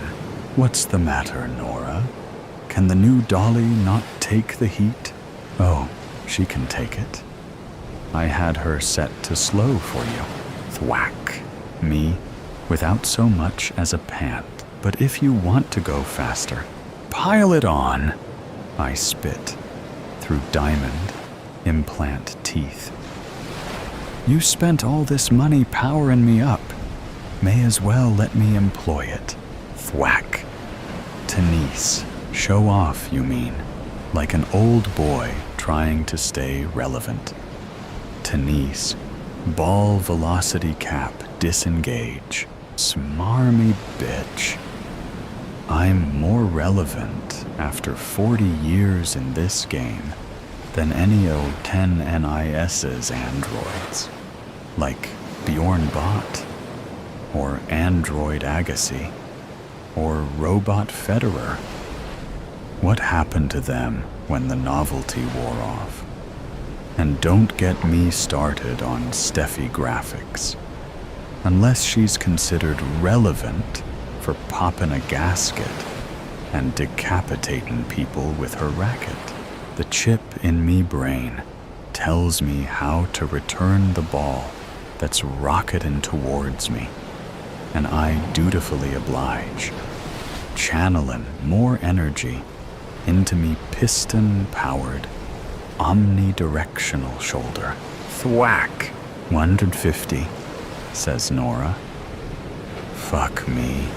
You're asking for it. Rebellion is frowned upon. The board won't be happy. Like they weren't happy about Steffi? That happened on your watch, right? Hope I don't get you in trouble. Thwack. Tenise whoopin'. 155 return. Fuck off, Mike. Don't remind me. Steffi wasn't ready. I was forced to play her. Because S-Port were debuting Virus Williams. It was a PR disaster. We barely survived. Thwack! At a speed of 107 verdump. I send back the ball, and fanboys in the audience boo at the stinky old man droid who dared think he could take on their idol. But that's okay. I didn't really think it. I'm not here to win. I'm just here for the paycheck. To do what 10 NIS need. Promote their new star. Increase her follower base. Raise revenue for the future of the sport. But nobody cares about that. Not like I did as an up-and-comin', then a contender, then a pro and almost a champ. Even when I failed in 6 finals, lost me edge, dropped out of the rankings, and was relegated to the local leagues, it didn't matter. I loved tennis. It was all I knew. And I wanted to win. Just once. Even when the robots took over. I couldn't let it lie. Couldn't do what Megan said and quit. Fuck that, I said. I'll compete till I win or I die. Even if it means modifying me body so I can enter the robot leagues. 'Cause flesh and blood didn't cut it anymore. Not with the greater stakes. With robots taking each other's arms and legs off, punching holes in each other for the pleasure of fools. Yeah, McEnroe had to stay in the game, even when Megan left, 'cause I became a freak. And now look at me, a meme, a salesman, a phony. Thwack! Tenise returns the ball and cavorts, shouting. Take a piece of Tenise and decease. What's with these poems, Nora? They don't make any sense. Not my idea. Heads up, Mike. Coming at ya. On autopilot. Following instructions. I move, swing, strike with even more power. Tenise cranked it up to 160. I hit it back at 165. Ugh. Board aren't happy, Mike. Told ya. There's a termination contract for you to sign after you finish this set. Thwack. Duck, Macanrobo. Tenise strips the fleece from the geese. 170.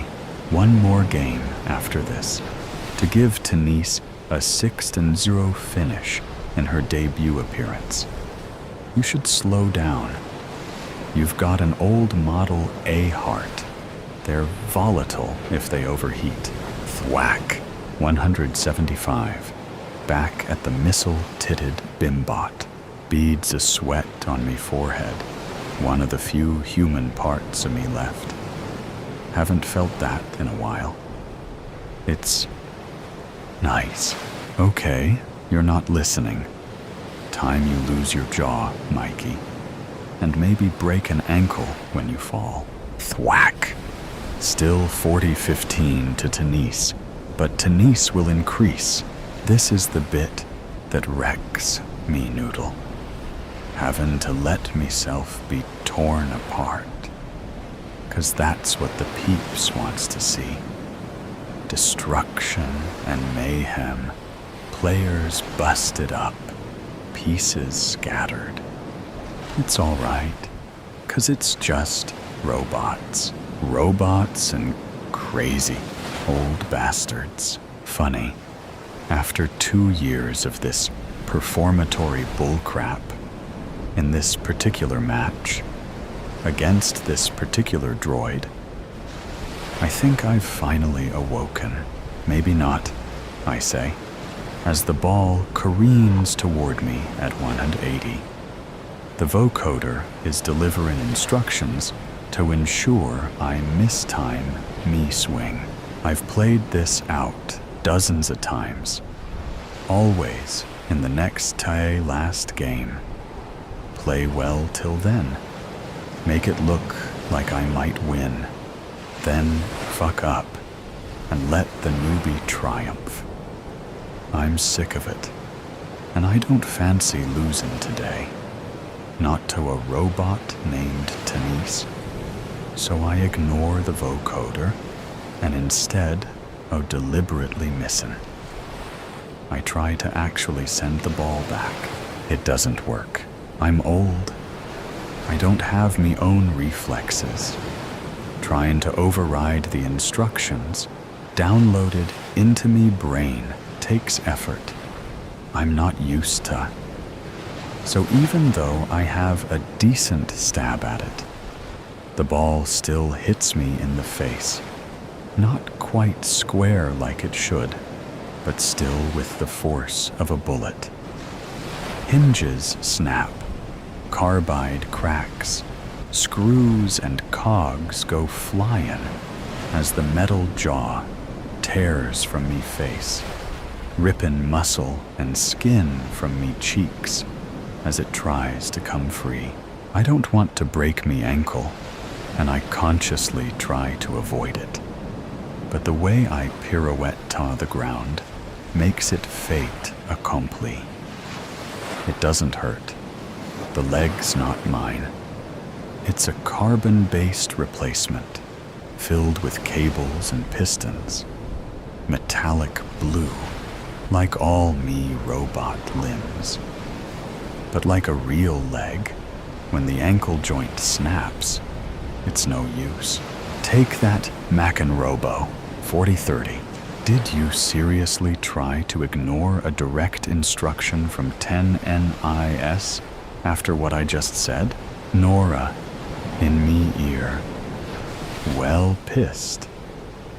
Tenise doing jumpin' jacks and whistling.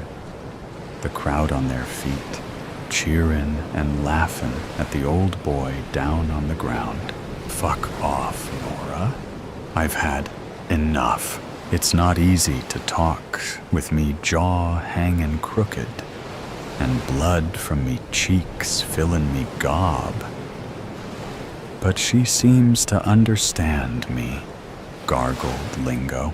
Oh, really? Okay. Well, I was going to let you get up before Denise resumed play, but screw that.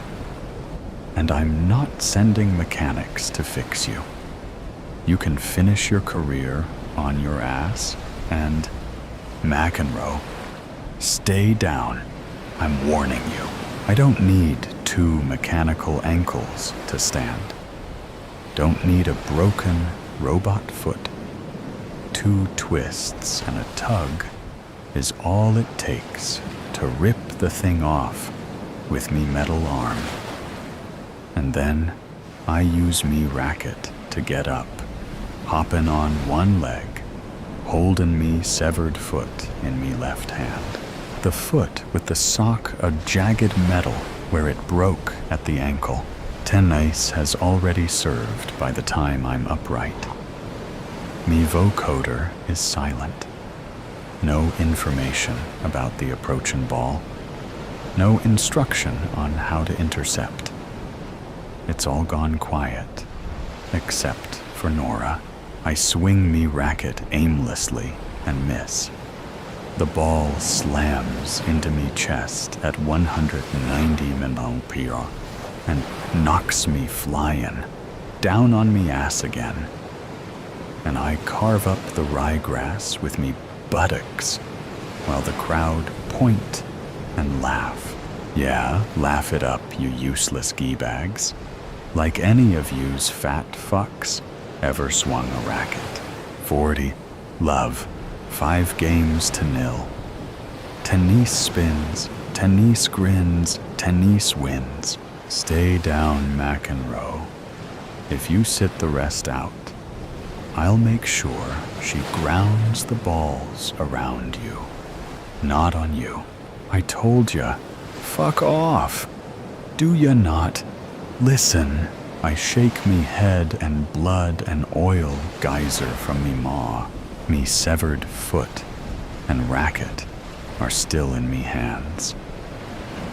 The racket, like a crutch, helps me up, as wires snake through a crack in me chest plate. The shoe in me, left hand, goes to me ear, the ear with the implanted comms link. Me ear is real, flesh and blood.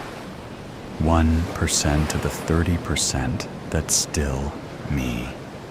And I don't care. Mike, what are you doing? I swear I'll...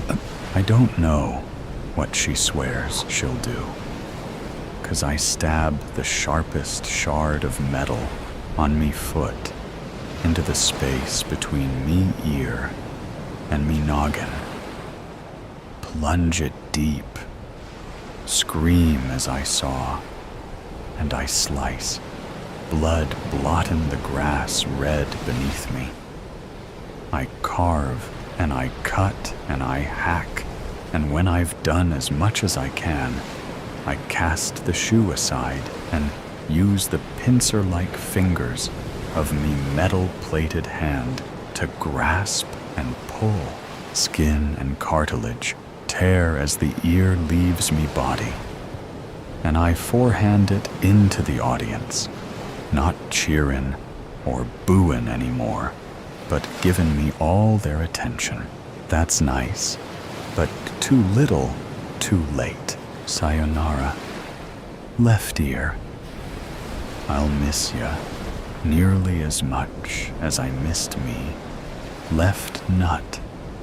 When the bastards castrated me for the fluorescent yellow ball slams into me nose, driving the metal shield that's screwed to it into me skull and pulversing the bone underneath.